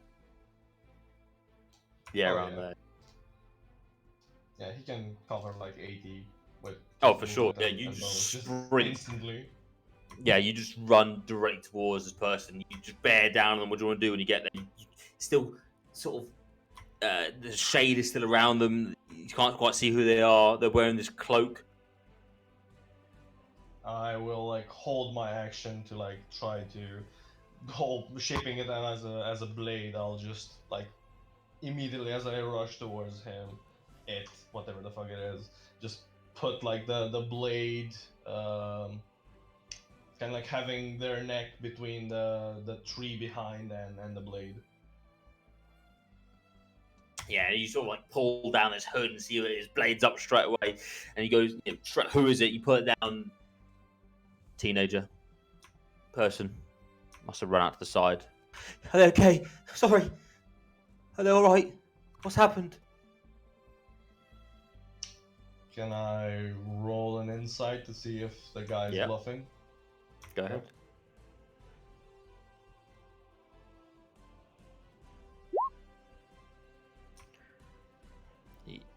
He's scared shitless. That's for sure. Please, leave. I'll leave. I'm scared. Let me go. If you are so scared, why did you linger? People need help. I want to help. Then go and help. Now. You see him just straight away. Okay, he falls over, little stumbles, and runs towards the camp. Starts trying to help people. As you see a lot of the fires now getting put out in Brew, you see a lot more people now sort of reacting to this. They're coming back out of the trees. They're starting to deal with the camp. They're starting to throw water on the fires to douse the immediate flames. You still hear the cries and the pain of a lot of people around here. It's a horrific scene. Amara and Neikha, you're still over the body of Kyra at the moment. At this point, Leonidas, Ayla, what are you doing? Yeah, Leonidas is just also scanning, and he's trying to get his men to just create like a circle around our camp and of just us and any of the people that are obviously just wounded. He's not trying to move anyone, but just make sure that no one's coming in closer, and he's just trying to see also anyone suspicious or any other packages that are lying around on the ground or anything, like any other of the offerings that might still be that didn't go off maybe. Yeah, you run around. You start to inspect these offerings. Go ahead and roll for me an investigation check. As Ayla, what are you doing?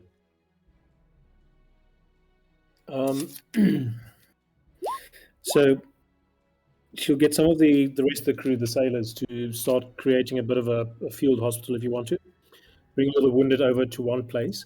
Did we ever use that horn to summon the centaurs? No, you did not. I'm wondering, I think we need help, so we need medical supplies and doctors, and I don't know where the nearest place is. So she's going to. I wonder where the horn was, actually. I'm alright. Somewhere in Bulwer's cart. Yeah, it'll be in the. I mean, I'm searching around the cart, so I'm not sure how much help I'm going to be Yeah. at the moment. So let's get the centaurs to come and help us. And let's just get a field hospital, get people in one place, go and see what we can find in terms of supplies and bandages, and basically just organizing, looking after the wounded. Now that we've done the triage, those that are alive, and those that we couldn't help are dead. She doesn't know about Kyra yet, so she's in highly, if directing people around kind of mode. Okay, yeah, you're just going around trying to save whoever you can. You're shouting for the horn. Amara, do you have the horn? Or is Let it me in the check my car? inventory. I don't know if I have it. Hold on. I'm freaking out. I do not have. I have the helm. No. I do not have the horn. The horn Okay, it's must probably- be in the cart somewhere. Must be the Then. cart then, yeah. So it's not like you'd hear Belrod, you'd hear Ayla Brew quite stunned still. You'd probably hear this, would probably snap you out a little bit at least, so you can do something meaningful. And you start looking for the horn. You start piling through investigation checks on both of you. Lionel, you're running around this point here, and you see another crystal. You see people are gathering around this tent that's not exposed, this little safe area. And you see bodies are starting to get lined up there. People that are injured lined up there, and you see a crystal at the base of all these people. Okay. He's going to. So, and does he understand at this point that the crystals were exploding? Specifically, yes, because you see it start to pulsate. You see it start to crackle with energy. You feel then- the fur and your skin begin to puff up slightly. That same electric feeling. This second explosion about to happen. He's going to rush over to it and jump onto it with his shield. Like he's going to try and put the shield over it, but as he's leaping forward, he's going to, as he's running, I'm going to try and mold earth around it and try and like enclose it in the earth itself. Okay. But then he's trying to jump onto the space that is now it's like covered with dirt. I can only move so much with this. I'm not going to give you a dexterity saving throw as this thing explodes, but you are on top of it. Now, you are basically accepting the full force of this second explosion on a crystal that's a little bit larger for the people around you. As you dive forward, you're like, get out of the way, get out of the way. You jump down, jump on top of it, shield down, facing it. You're not dodging any of this. There's nothing to dodge. You're accepting the explosion that's about to happen.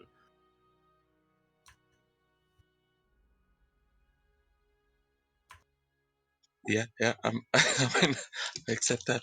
Yeah. It's gonna be one hell of a damage roll. Oh boy. He's like, as he lands on it, he remembers he has catapult, and it's just like, oh fuck. You take 84 points of lightning damage.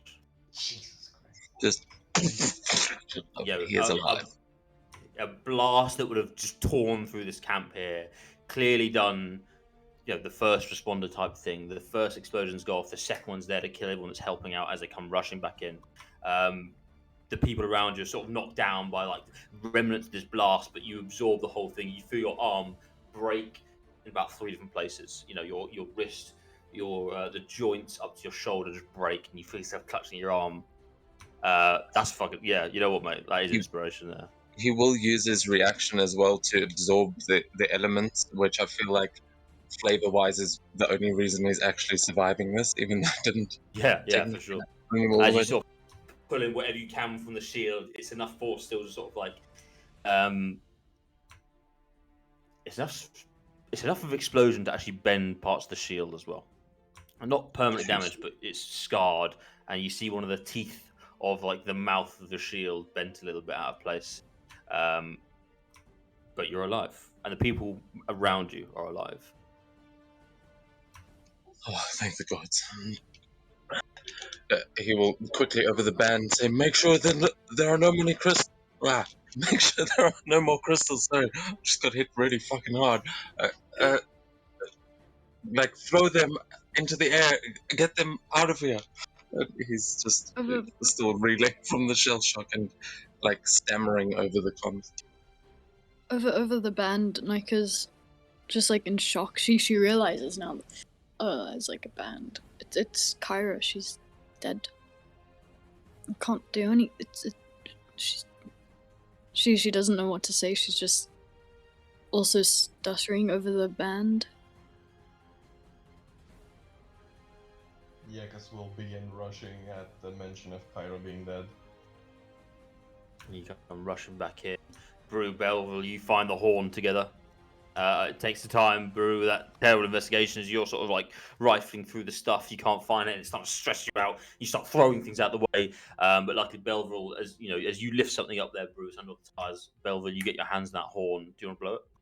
I'm gonna toss it to Brew, and I'm almost like, when dogs focus on digging a hole, they're like, I'm digging through there's like pots and pans, there's fucking like broken potion vials. I imagine it looks like a half-empty wash bowl at the moment. There's just full of like dirty-looking water and shit and bits. It's all been like blown apart. I'm just looking for the chicken. Everything. Yeah. Roll for another investigation check.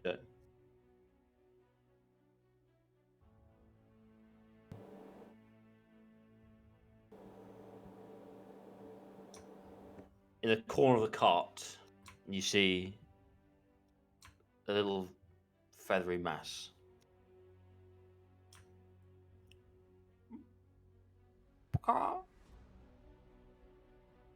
Chicken gets up. It's obviously like crushed by a lot of the stuff around it. It's very hurt, but the chicken is still alive. Oh my god, what? Around you, Larnidus, you see a few of the people that were wounded by the blast originally, rushing in to sort of try and help you. Straight away, Larnidus, you see a few of them just sort of like trying to help you. So, sorry to interrupt, but with the... Yeah. So, chicken is obviously out of action, but considering I'm now proficient in herbalism, because I think it's quite obvious. I mean, I can probably see what's happened to Kyra. Everyone's kind of like immobilized by it. I'm gonna dash off into the nearby undergrowth and see if there's any perhaps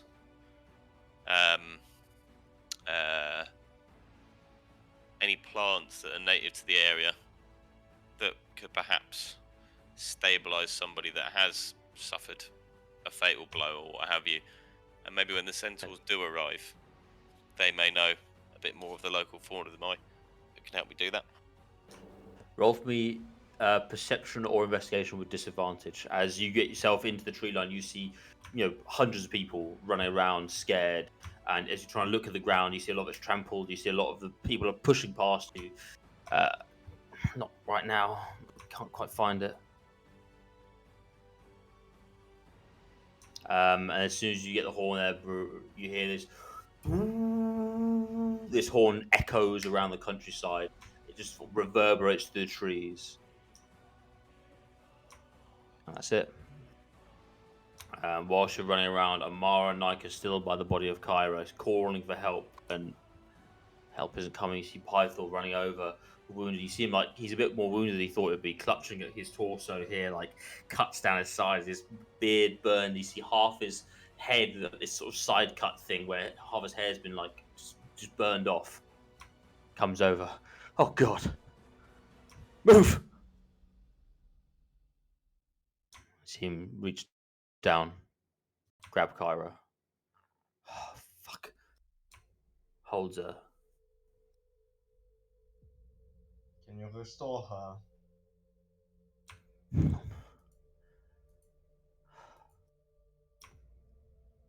He puts his hand on her chest. Other hand sort of strokes the hair of Kyra, holds her in place. No. I can't. And at that response, Yacchus is going to repeat the same question but inward towards the weapon wherever it might lead to. Can you restore her?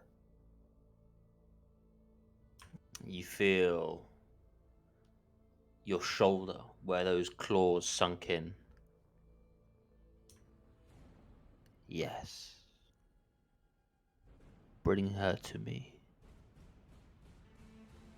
And you see this little blink, this little image, this little thing in your mind, in your eye, the eye that gets removed, you see it. The island of the Fates. Then if you can't restore your kin, God, then I shall. And sailing towards the sea, the island of Fates. As you get this image, Amari, you see the same image now. That connection to Granny Mortar. And the same picture of the island.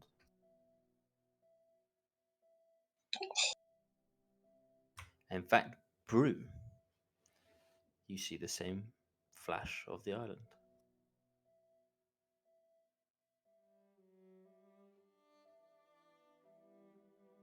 Neikha just looks at her dad and she's like, what do you mean you can't restore her? She's a god. She can't die, right?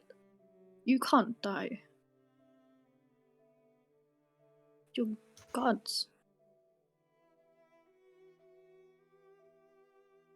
You see him God sort of sit don't down next to her, just die. not listening.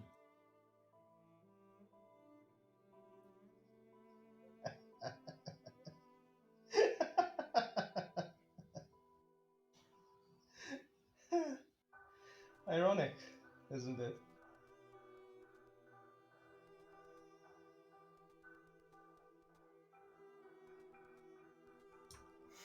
How the fuck can you be laughing at a time like this? She decks you. She's gonna punch you. Roll attack, yeah. Yeah, go for it.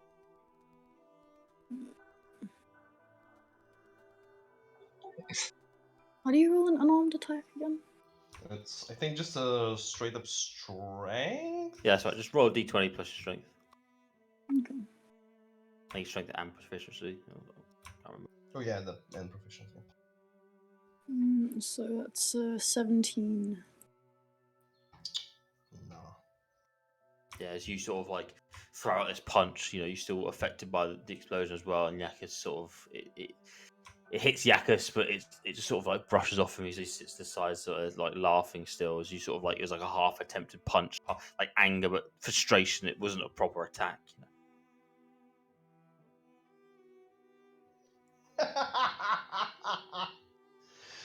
The gods aren't the mighty creatures that they believe they are, nor the titans.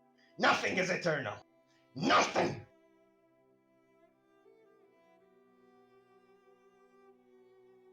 You know, Yacchus, I don't like the person you've become. And she just turns away and walks off. Takes some inspiration because that just fucking made my heart move. Leonidas is going to stand. He's sort of in the crater next to where you guys are there, and he picks up his shield and like wincing as he lifts it back up, and he says, "But Yacchus, you of all people have seen that death is not the end. What do you think happens to a god spirit when it dies?" Frankly, I do not care, Leonidas. Because I know that this one is not getting its rest yet.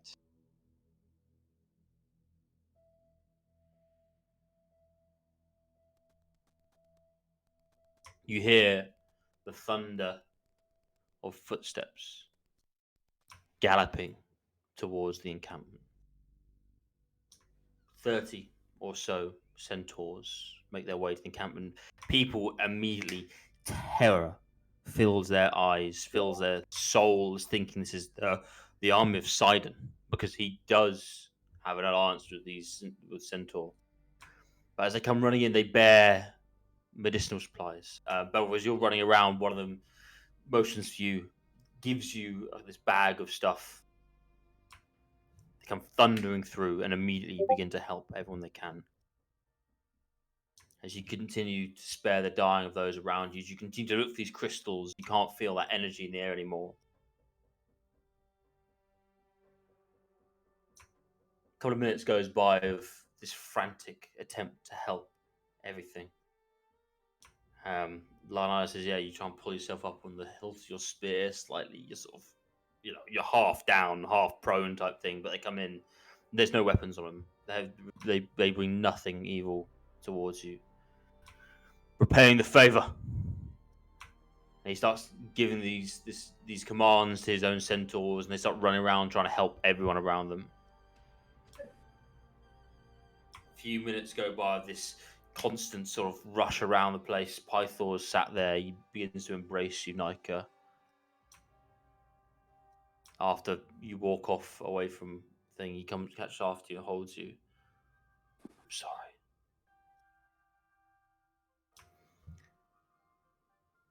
How far away are the mithril mines? Like, She we are cries. just... Sorry, go ahead. It would be... She- Sorry, go on. Neikha, I interrupt you as well. Sorry. She cries into him a bit, but then says that she needs to go and help people. Yeah, and as you pull away from that hug, he sort of wipes his eyes and rushes off as well. The mithril mines is about 3 or 4 minutes run, so less so for you, probably, Yacchus.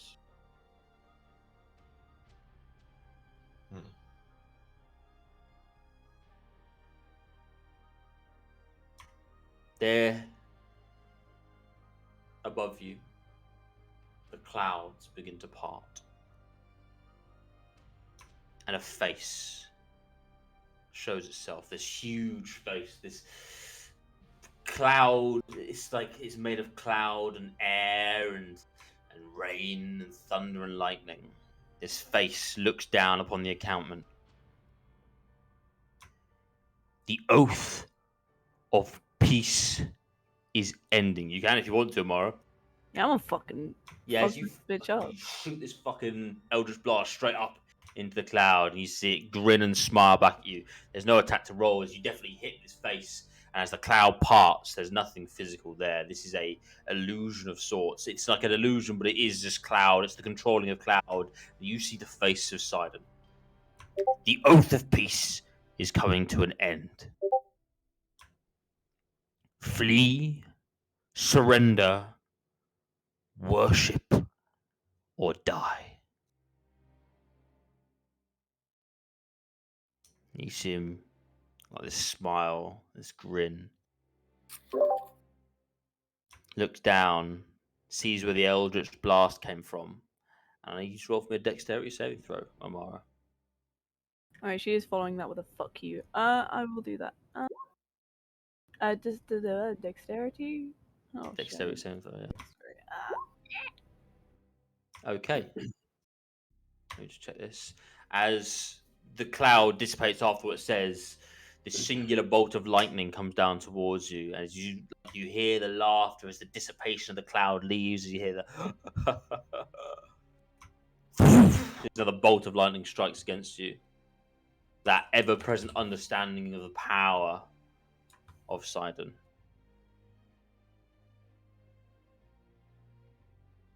Okay, let's see. 8d6.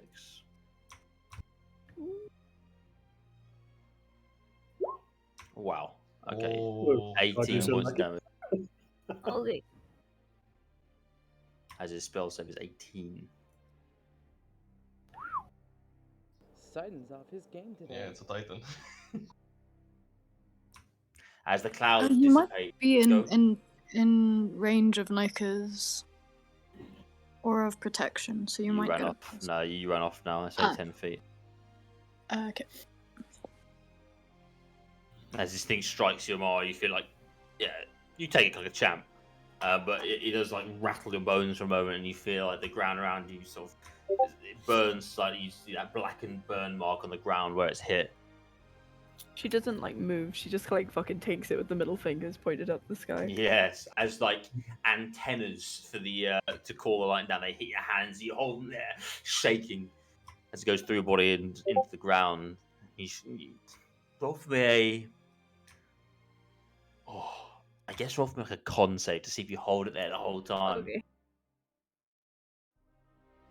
As your hands are up and you're just holding it there, No. you look into the eyes. Fuck! As you hold it up, you feel yourself falling slightly, and you have to put your hands down. Wait, I have a Oh. thing. I have a feat that lets me. I think it lets me reroll. It's like a Lucky. luck. It's called not lucky, yeah. But I've You're got the other lucky. one. You've got lucky, haven't you? Spooky lucky. I've got spooky lucky. Spooky lucky. Okay, yeah, What? roll.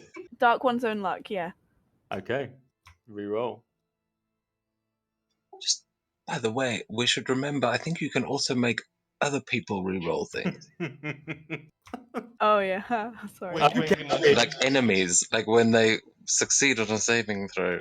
Just by the way. That would have been a smart move. As you feel yourself like darken, your eyes go black and sort of after taking this hit, and you're already quite wounded, I think. Your arm's about to fall, and you just fucking push them back out there again. Your arms straighten out as you flip off the Titan. Nice. So he has just killed one of the gods. How is the Oath of Peace still intact? He technically didn't kill one of the gods,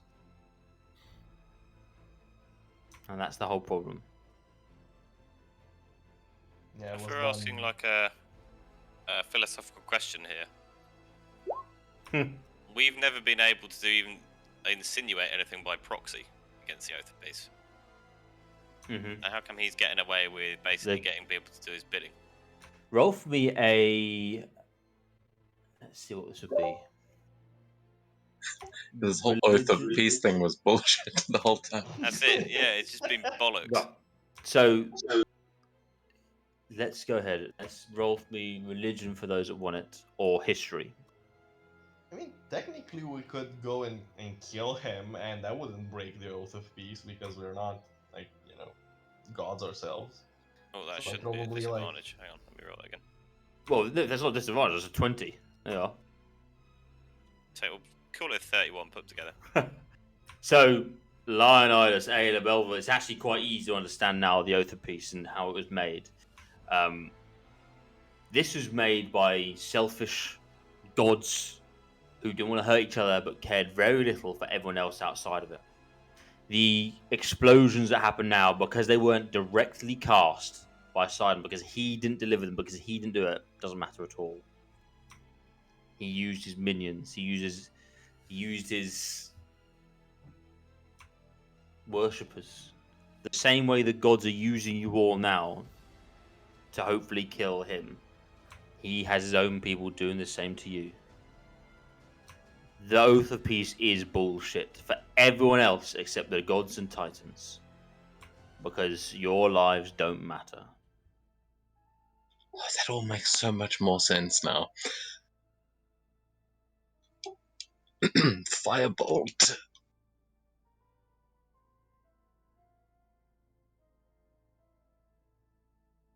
This is like the Greek god tragedy type stuff. This is people just playing with their minions, bored rulers and leaders. Fucking 1%, man. That's the kind of shit. You're all just fleeting moments in their lives. No one gives a shit.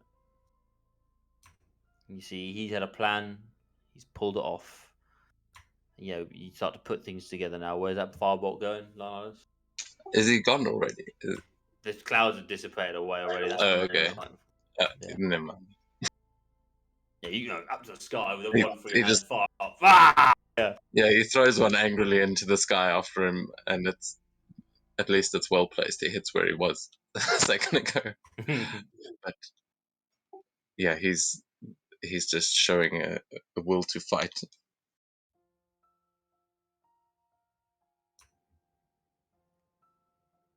The area around you all now is calmed a bit.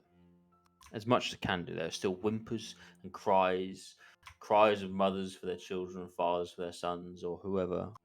Cries of people that are still wounded and broken, beaten.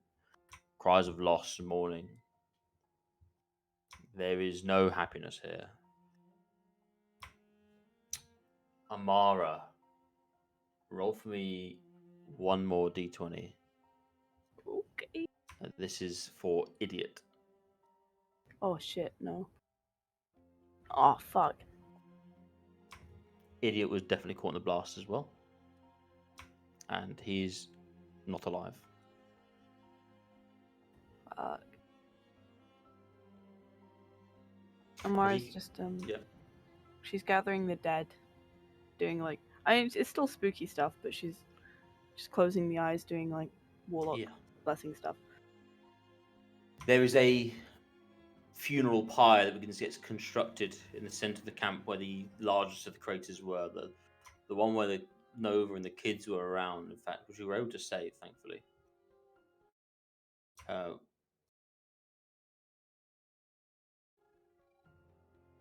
It's heartbreaking.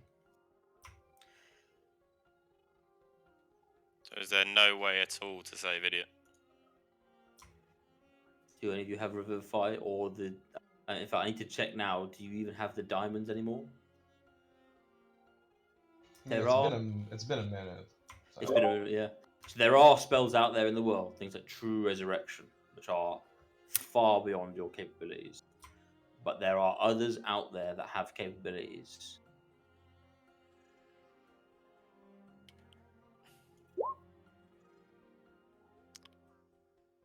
I've got Greater Restoration. That's as far as I can go. Nah. I'm not sure if we had any diamonds in the cart. I know I gave obviously Yacchus used the 3 that Got it. I gave her. Well, I guess we can look through the offerings. There might be some lucky things in all of the gems and things we had received. But the minute has expired. That's the challenge. Yeah, that's the thing. Minute's gone. You've used 900 golds worth of diamonds. I don't think you have any more diamonds than that. And that's something we need to check quite ruthlessly, unfortunately, because that is quite an important thing. Mm. The only place I know to get diamonds would be that helm I was talking about. But, I mean, if we're out of time...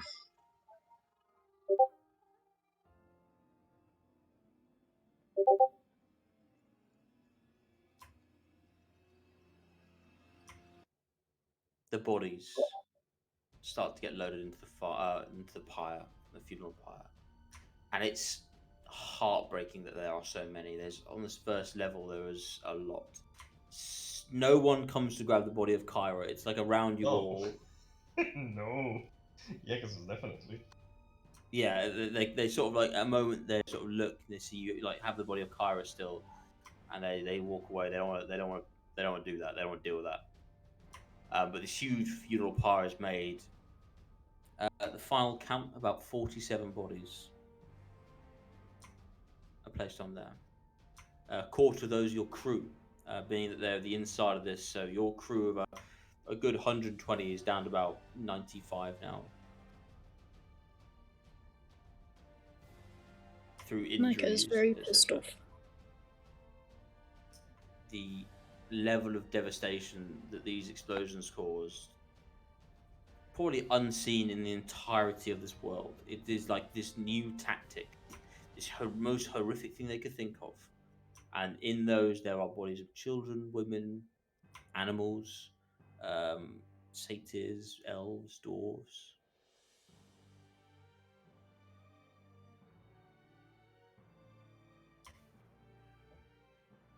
It's not long before the centaurs help out the majority of the bodies, and they help load the body. That help the majority of the people around they can, and they start to load the bodies as well. As we're standing around here, Leonidas is going to be standing next to Ayala and just say, "This is precisely why I am against assassinations. An attack like this, where is the honor in this?" And he's just appalled at what has happened, that anyone would even go this far. So she's sort of barely holding on to her anger. You see that the focus of dealing with the triage is wearing off. And she'd turn to him and almost snarlingly say to him, "When there is a rabid animal, who's in pain and just crazily attacking and hurting animals and villages. You don't ask it to go into fair combat, you just kill it. Who did this, whoever did this, are animals. They do not deserve to die with honor. Even a pride of lions, as brutal as they may be, has more honor than what they've done here today. They will pay for this. And he's just watching the funeral pyre, like, boiling with rage.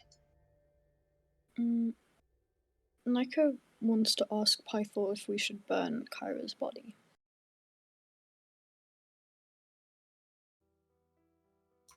He looks at the pyre that's not yet been lit. It's about to be lit. You see, like the ceremony is beginning, almost like a sacrificial ceremony type thing, but of loss. Pythor looks to Yacchus, the body of Kyra. You see, like a tear roll down his face.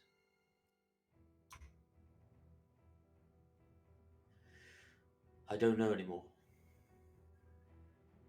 I don't care anymore. She was the very best of us. And we all loved her in one way or another.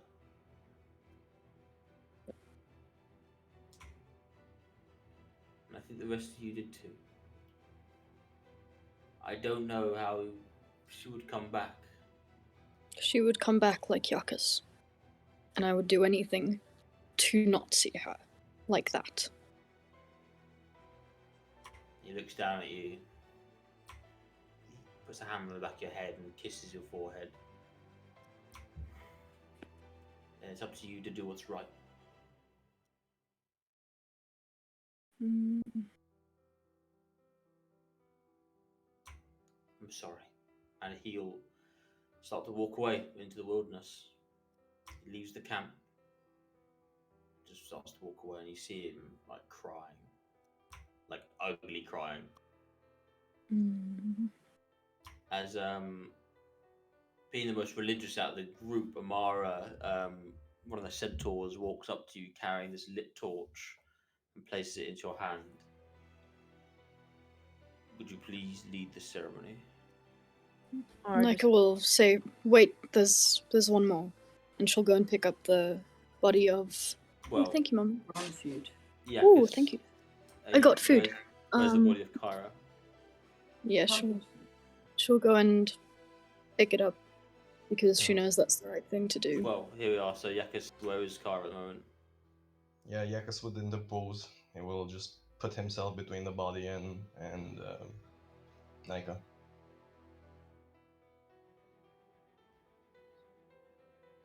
You're not taking What are you her. doing? Neither are you. She will not be like you. You are insufferable. You disgust me. You witnessed the death of 47 people and the injuring of even more, and you fucking laugh. You see all this, and you laugh. Do you really think Kyra would want to be like that? Would want to see death and laugh at it? I don't. I do not think that she would want to be like you. This thing that you're calling a god would not return as something like me. Worry not. I was always like this, even before dying. No, you I weren't. simply was lying through my teeth. You weren't. I know you weren't. Because before you died, you were my friend. And after you died, you became a completely different person. Someone I cannot stand. Sometimes I want to strangle you with my own two hands. And that's saying something because I like everyone. I like literally everyone. I try to make friends with enemies. Do you not think I know how stupid I am sometimes? But you, I don't like anymore. And I do. I never liked you, a spawn of the gods, of the things that I hated all of my life, all of my existence. What makes you think that I was your friend, even for a second? You sickened me from the moment that I saw you in that fucking throne room, in front of your father, in front of a useless fucking drunkard of a father that failed all of my people, that left them to die, and they did nothing for us. Do not badmouth my father on top of this. And Omi and Nemesis are standing behind her threateningly. Move aside, or us three will make you. If you do not want to go against a dragon, a tiger, and a paladin. Believe me. I would welcome you to try. And I'll activate the transformation.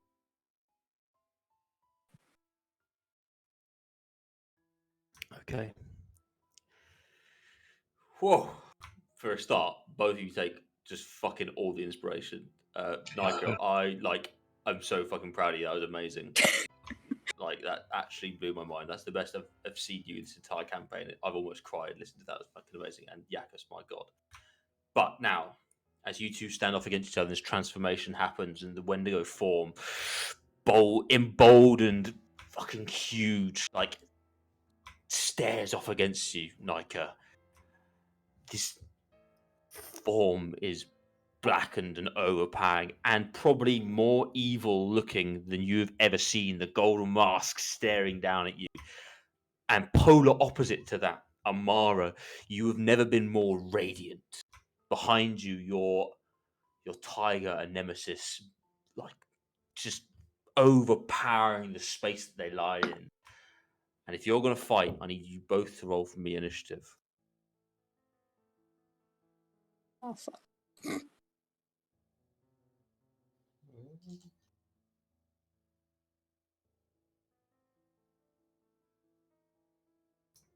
Now, Yacchus, you will get to act first regardless of what you do now. So what do you want to do?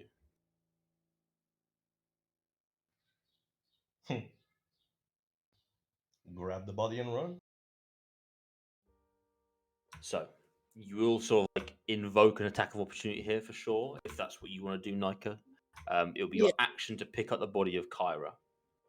And then Just quickly, Nemesis is larger, so would that mean that me, Omi, and Nemesis get attacks of opportunity?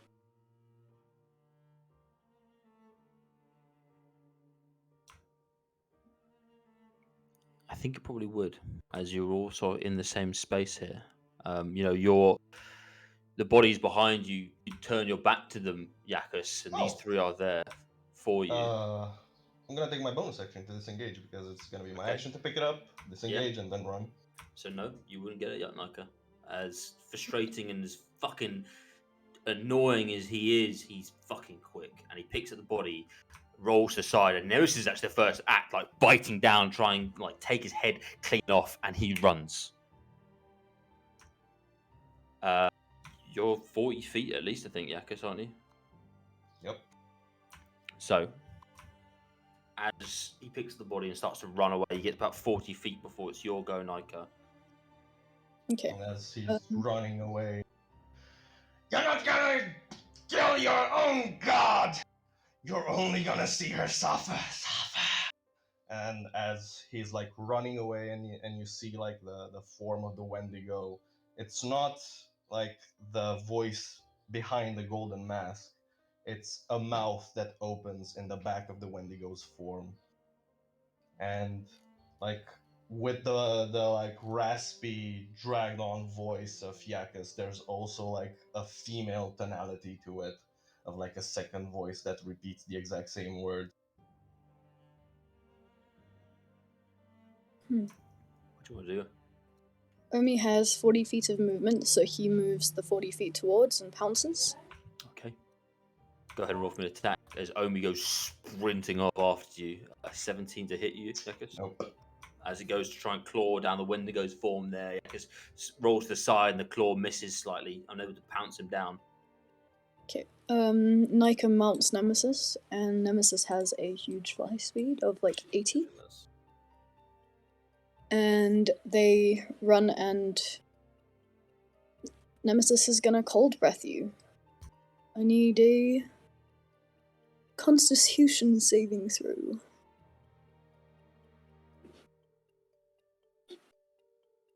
Alright. How close is Nemesis when breathing the thing? See, like 30 feet. She would actually fly ahead of you. So what's her she's flight 30 speed? feet in front of you. 80. Okay, yes. So as you mount her, that's your movement to mount. Nemesis goes darting up, goes over the top. Omi comes up behind you, Yacchus, tries to drag you down, and the dragon lyre is in front of you, the path that you're running. Omi probably would get hit by the breath attack here. I mean, we can sort of flavor it so it moves out the way a little bit. Okay. But as the dragon lands in front of you, Yacchus, you sort of stop for a moment. With the body of Kyra in your hands, directly in front of this dragon, the cold breath goes down. It will freeze the body of Kyra. About, I guess, like 10 feet in front of you, the dragon's land, if that's what you want. Or will be close to Yeah. Neikha? Okay. Maybe a bit closer so she can dismount and attack twice. Now, I don't want to be a dick, but Go isn't ahead. the dragon like medium sized now? So not mountable? Wait, did it shrink? No, it's large, this dragon. Oh, okay, Large. okay. I thought it was like No, still like it's a big boy, this one. This one's been affected by that pursuit of time, but he's mountable for sure. It's got its own little riding thing. It's not the first time we've mounted Neikha as well. In fact, Bruce mounted Neikha last time. No, I brought it up because I know that we like brought the dragon back from the dead, so I thought it was still like in a cycle of like regenerating and regaining its size and It's everything. unfortunately, is fully functional.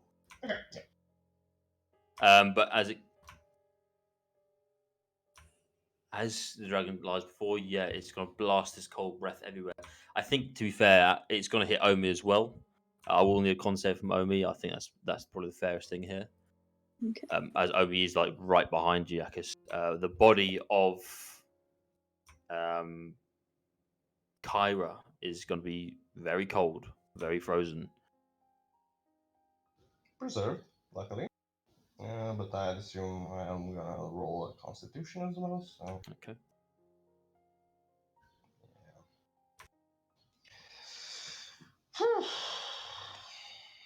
Full guess I'm 46. gonna use my inspiration because that would just simply bring me instantly down. Okay. I'd assume we didn't get to heal after the battle with the things down below. This is like immediately after the battle down below. No, you went straight into this first day. You didn't have a long rest. You went straight into the day. You'd had like a short rest if you wanted it. Yeah. Oh my god, okay. Okay, let's just save it with that inspiration. Belvril, you don't know what Yacchus is now. The change he's made, it is a shape shifting. It could be him, it could be something else that's making him do this. As the cold breath goes down and freezes the area, people begin to fucking tear out this camp again. The centaurs stand back. There is a portion, like almost like an arena that's been made of this circle of people trying to avoid this fight. As the dragon blasts his cold breath against Yacchus, it's horrendous, even in your Wendigo form. Because with my attack You'd be out of range then, because we said we'd landed a bit too far away, so you wouldn't get your attack. Okay. Fuck. Ooh, she does have range stuff. Let's see.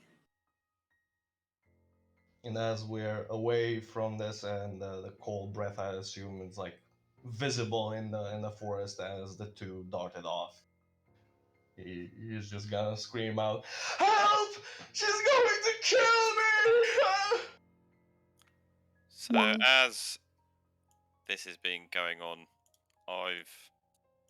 Belvril has essentially been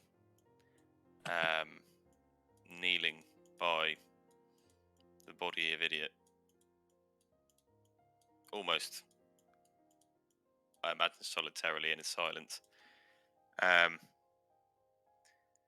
you know when you're pissed off and you've stormed off on your own, and someone said something, you have that kind of, you see red, don't you? I think that you can hear all this going on, and it's just beyond the pale of ridiculousness, even for, say, if it were to be an emotional argument religious one or like siblings arguing or what have you, he's turned around with essentially tears streaming down his face over here, and just in complete rage, I cast polymorph on Yacchus and turn him into a frog.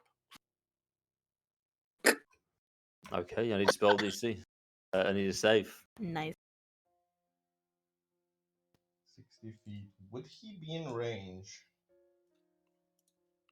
Yeah, I was just here, so I wandered over. Oh yeah, but we weren't like here. It was just like dotted off. But Oh, yeah, it's 60 that's foot. what I'm asking. Yeah. 60-foot range. You ran 40 foot, so Belver will be able to move. So say if I was here, that's 25 puts me here. Yeah, I'm more than enough. I think he would be in range here. Okay. By literally the skin of my teeth. But Yeah. you still get a spell save here, Yacchus. And I will say, this has been wild, okay? And you two are fucking, like, everyone's going crazy right now. I want to give this a fair chance to Yacchus as well to keep going out. I think this roll gets done at advantage here. Wisdom saving throw. As you turn around, Belver, as well, and you try to focus this energy against you, there is something fighting back against that form. There's something about Yacchus's form that is like ripping him apart, and as such, I think Go ahead. feeling that, I think that there's casting something instantaneously. I imagine if you're putting it, if you put yourself in kind of the feet of the caster, it's not as in you click your fingers and it just leaves you like sending a text. It's you almost feel it like course through you. So as I'm staring teary-eyed at, fuming, so shaking furiously. I mean, you can. I imagine it's somewhat like walking out of the airport. The humidity kind of like hits you, doesn't it? So I can feel it like bounce back at me. I'm kind of really squinting my eyes and I double down, and I'm almost leaning, almost like a mime up against this like power towards me, leaning into it, towards him, trying to direct as everything I have at Yacchus. Okay. Straight roll. Both of you have like a lot on the line here. It's a straight roll, Yacchus. Straight wisdom. Okay. Straight roll. As you focus this fucking energy down to Yacchus, you wanna change his form, fucking turn this guy into a frog. The outrageousness of this individual, and you focus his form down. This mouth on the back of the Wendigo form of Yacchus opens wide and screams back at you in this force as you try to meld the winds of magic to crush him down to nothingness, almost to deal with him. It doesn't land. Yacchus's form is able to shake it off. Neikha is going to cast Sacred Flame as a cantrip. I need a deck save. That is at range. That's part of your turn still, Neikha. You're able to do that. Didn't she swing twice? No, she didn't. No, I didn't let that happen. So this would be her doing a range instead. This is yeah, Yacchus, you are surrounded by powerful people, unfortunately. What's your spell save, Neikha? Let's see. 17. Okay, so it does hit. Yacchus, you feel now like the pressure of this camp facing against you. You take 7 points of damage. It's like Radiant, if that makes a difference. No. No, it does not. Not yet, perhaps. As you feel this radiant energy sort of burn and course through you, you feel now, Yacchus, you feel like the enemy. You feel like everyone's against you, because they are against you. Look at them. They're trying to change your form. They're trying to freeze you. They're trying to take away Kyra off. You're trying to save her.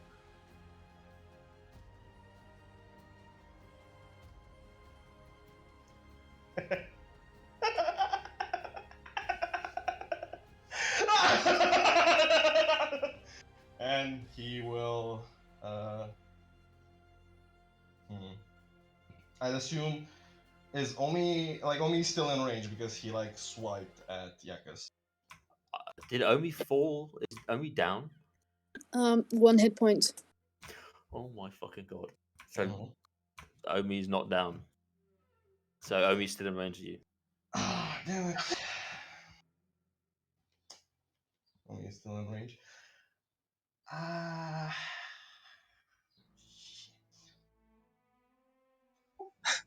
Yeah. How badly hurt is Yacchus looking? He's at 2 HP. I mean, do we?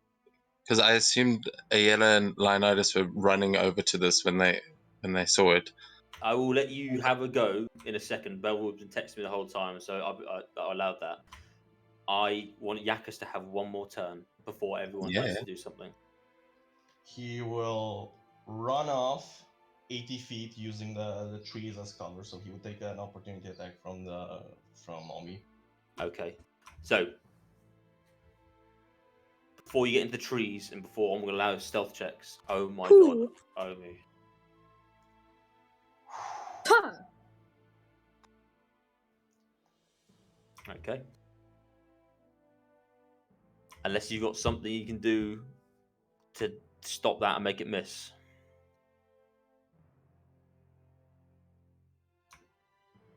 Oh, and No. actually a crit. That's a crit. Because it's a 19. All right, don't be so happy about killing Yacchus. Oh, I don't think so. I think Okay. his AC is 21. Yeah. Okay. Yeah. Even with a shield, it would be just 26, so it would just hit. So, yeah, because as you try to save Kyra in your mind, you try to bring her back after blasted by this cold. You feel like Omi goes still behind you. You think you can just go for it. You think you can run. Omi breaks out this little frozen form as well on 1 HP. And as you're about to run off, about to sprint off, you feel the jaws wrap around your ribs. And you know it's over before it's even happened. As you feel the crunch. Go on. Did the change apply, or is the change did apply, right? So he did change to a hex blade. Yes. Okay, gotcha.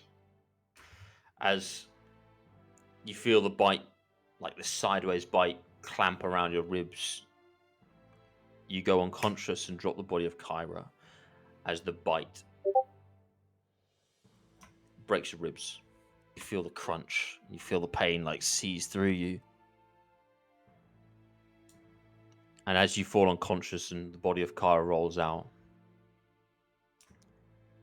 your form begins to change back into that of the more fragile Yacchus, I suppose, as Omi lets go. Your golden mask, I would say, has the slightest of cracks on it. From one of the eyes to the top, almost like a scar on the perfect design of this golden, beautiful mask that may have not been there before the fight. As Yacchus goes unconscious and the body of Kyra rolls out to the side. Nemesis flies over, and Neikha will quickly hop off, cast a Spare the Dying. That doesn't make him conscious, it just means he's stabilized, so he doesn't have to roll death saves. But she's not waking him up. She takes the body of Kyra in her arms. Omi will do a quick second wind, So that he's not, dying. Just slow down a little bit. Because as the crack of the mask happens, Yacchus, as you go unconscious, we'd like to describe what the mask does, please. Oh, fuck. So as the bite on the side of Yacchus crunches and the form begins to shift, like in the picture itself, it's like more of a skull, so it's like grayed out, and as it slowly, like the form kind of shrinks and the mask begins to peek out, it cracks, and there is a torrent of light emerging out of it, a cascade of even like brighter than the sun itself, as a wave of positive energy reverberates from the mask itself, before it quickly, like like with an explosion and then the sucking sound as it what's the word, regathers in like the same point of origin. And how much is it? Like 700? 700 hit points. Yeah, 700 hit points. Reform and reshape this. I think it's like stuck between the normal form of Yacchus and the Wendigo form, as the arm that still has the weapon is still contorted and transformed in the Wendigo shape, and like that side of his body is still not his own, but the rest is.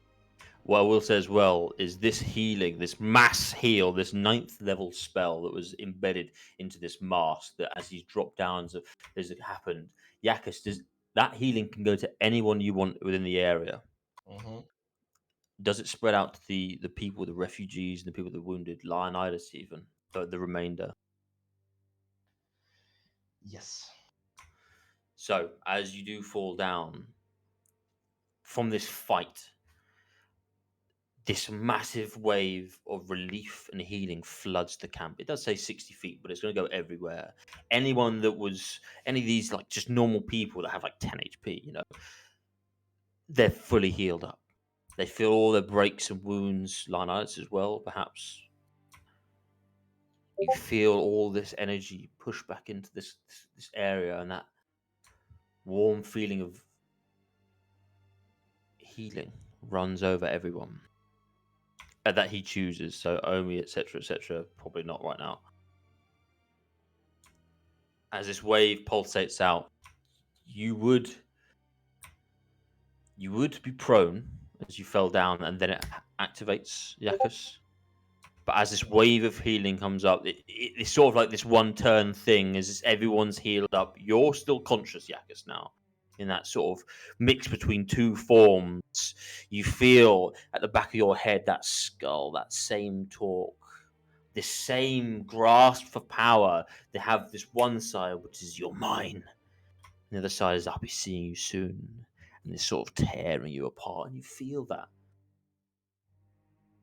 So, Nike, as you went down, I said at point, like as he fell down, you jumped off to try and go to spare the dying on Yacchus. You see his form pick himself back up.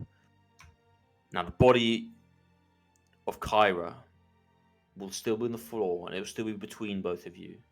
At this point, as you've dismounted Nike, you stand on one side of Kyra's body. Yacchus, you stand up, fully healed up, fully back to your feet on the other side.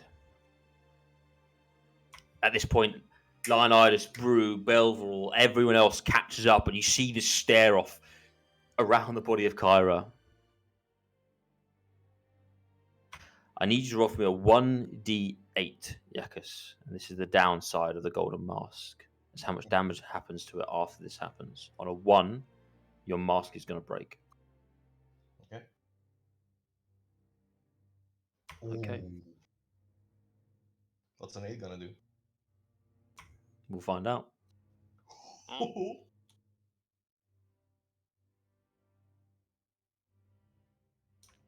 Okay. In initiative order slightly, but in this very short moment where the body of Kara is on the floor and everyone is now around, and the face-off between Amara and Yacchus, it was your turn. You fell down, got healed. It would be Nika's next move. I'm not going to allow her just to grab for the body without any sort of interaction. So what does everyone want to do at this point?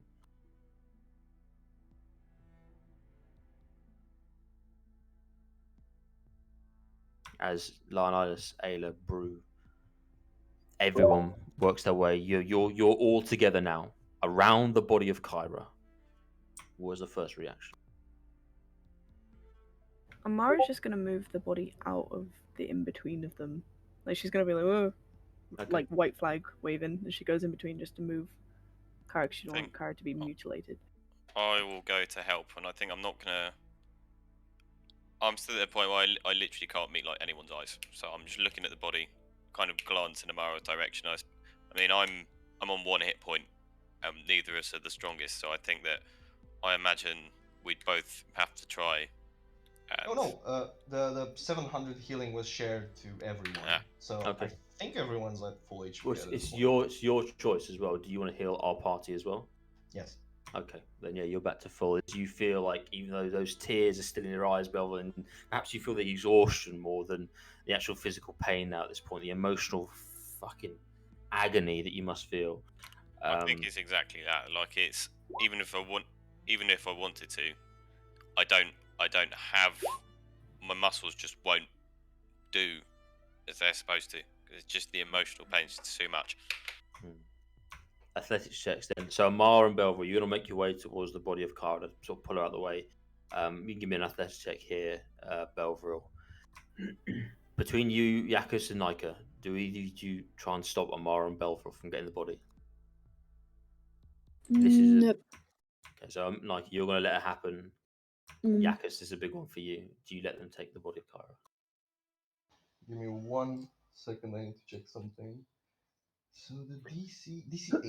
Okay, DC 8. Okay, he makes it.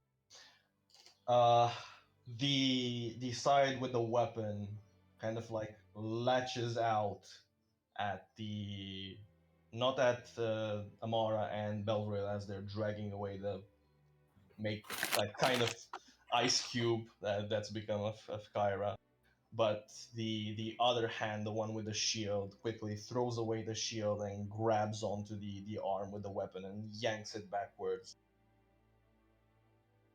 As you will see now, the form of Yacchus fighting against itself. It's something very otherworldly. These two forms, like, these literally like the fight between good and evil. It looks like, as the body of Kara is pulled away, you stumble for a moment, Belville, as you pulling it back, but you pull away into a safe spot. Amara and Belville, you're with the body of Kyra, Brew, Ayla, Leonidas. Is there anything you want to do? Ayla would position herself sort of between Nemesis and Omi and Yacchus, facing towards them, and just scream at them, "Stand down! Stand down!" So she's holding up her shield. Yeah, Leonidas is right next to her. He's trying to interpose himself sort of between Neikha and Yacchus, and is going to nod to Neikha with like a look of understanding, but is just holding a hand up to her as if to stop, and a shield up to Yacchus, and just looking between the two of them as he's backing up Ayla here. Brew is going to stand behind Yacchus with one hand on his shoulder. She's gonna tap the golden ring that she gave him.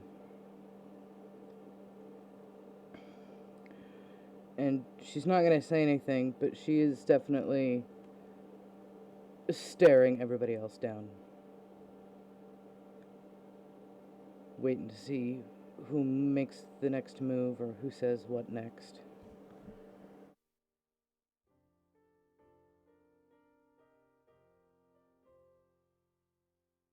As your form fights against itself, Yacchus, I'm going to put you to the Whispers channel just quickly.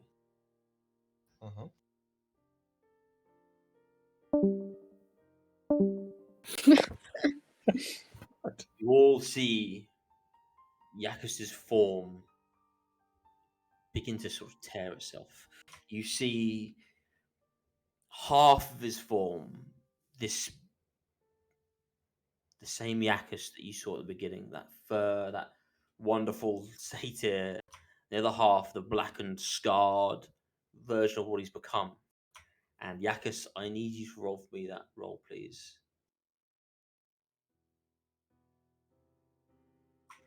Okay.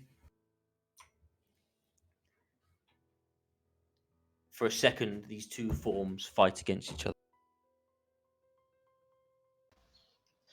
No! No, brother! No! I don't want this! Please! I beg did you know? No, we've survived through much. So much! The gods never helped. They never did a thing for us, brother. Why? Bring us back. Make us whole. No. No. I want to choose for myself now.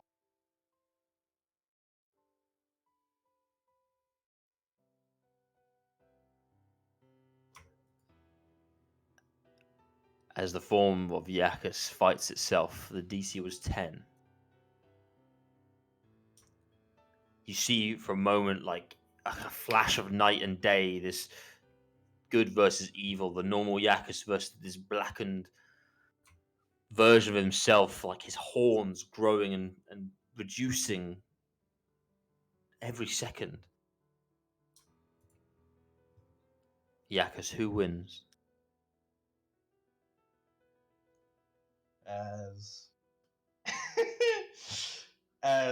the blackened side that's holding on to the weapon, and the same time, like this is like kind of like a disjointed moment where like the body kind of splits for a second, and like the head of the side of Yacchus still facing forwards towards Neikha, that is like towering with her dragon behind, but this other side, this blackened one, kind of like shifts with like its side of its half of the head tilted backwards and looking up at Brew that is behind Yacchus.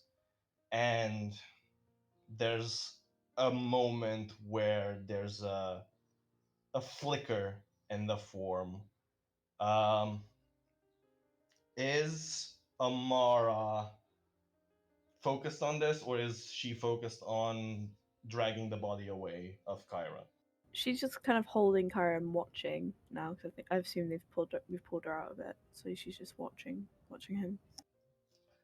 If you allow this, John, could both Brew and Amara make a history check? Absolutely. Okay.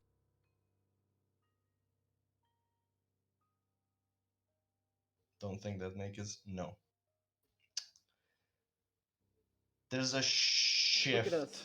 and his form seems a bit familiar as the shift happens, but immediately it's just like in the next moment the head, like the half of the head that was turned backwards, snaps back and rejoins the first one, and with a scream, the flash of light from before just recongeals in his form, and the blackened fur burns away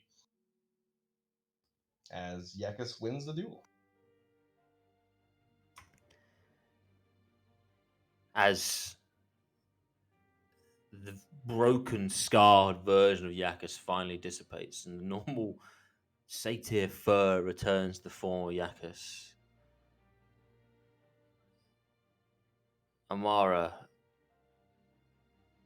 and Belvril, in fact, next to you, the body of Kyra begins to get lifted up as a hand comes down, a giant one, and it's Pythor.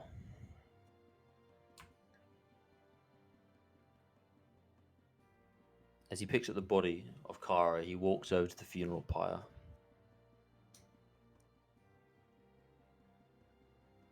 Places down Kyra on the side.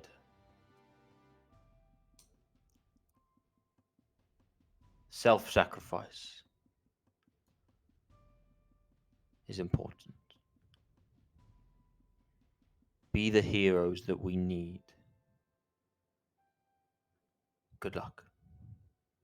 As Pythor picks up a torch off the side and walks into the funeral pyre, setting himself and the pyre No. ablaze. As the pyre turns into this furious, raging flame where oil has been placed, everything to ignite this thing, you see Pythor stand and burn in the pyre. He stares at you the entire time, Neikha, and you see him mouthing, "I'm sorry." She starts running towards it, trying to pull him out. Leonidas has got his hands on your shoulders. He's trying. He sees what's about to happen and tries not to let you go, but That's athletics there. he'll probably be able to break free of it. He's as But he is trying to Pythor hold you sees back. you trying to help him, like he holds his hand up to stop, motioning for you to stop. As he begins to burn, you see like his already scarred head, his already scarred face, his beard burn away, his clothes burn away. As his body falls limp in the flame. Contested athletics from you two if you want to keep fighting against Leonidas here. Yeah, I'm gonna try and hold her until it's too late to actually save him, until he's clearly burned. Is Ayla close enough to try and assist on that? I mean, you're all in the same spot, so you can certainly assist. Not necessary. As you just hold up the form of Neikha, you're sort of holding off the creatures at this point. As the Nemesis and Omi have a full understanding of what's going on, and they look towards it, Neikha, you're crying, you're broken, you can't fight off what's happening. And as the fuel bar blazes to a point where it's hot to even be this close, you're like 60 feet away, you see the form of Kyra begin to animate. As she sits up. And before her is this raging fire and the body of Pythor on top. She, on her hands and knees, crawls back away from the heat to try and get away from it. As everyone around this area has seen the fight, seen the transformation of Yacchus, has seen the funeral pyre. You have 30 centaurs, hundreds of refugees broken but now healed. You have the bodies of 43 now dead on the fire. 47. 48 then, beg your pardon, with Python on top. And Kyra sitting beneath this raging fire that goes up to the sky. You see the clouds have parted. There is tears from everyone around the place. They're seeing this god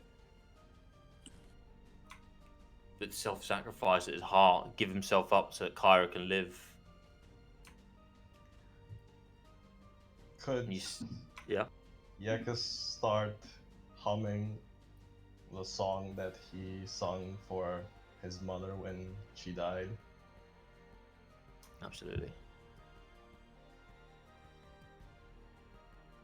As everyone watches, the fire continues, and Kyra sits there for the entire time it burns. The only thing perhaps more profound than the flame itself is the tears in the eyes of everyone around it, and the fire that glints off in the light of them. As you rush forward, Nike, you get to a point where you would just start burning if you get any closer. It's about 10 feet from Kyra.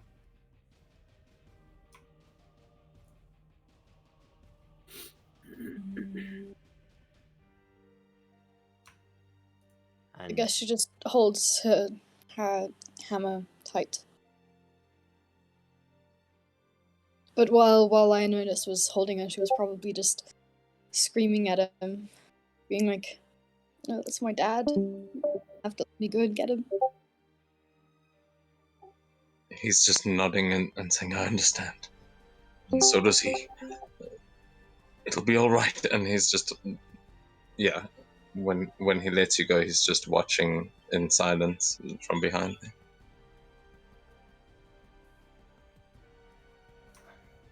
And as the fire hits its most raging point is when Kyra would stand up. I think that's where we're going to end it for the session.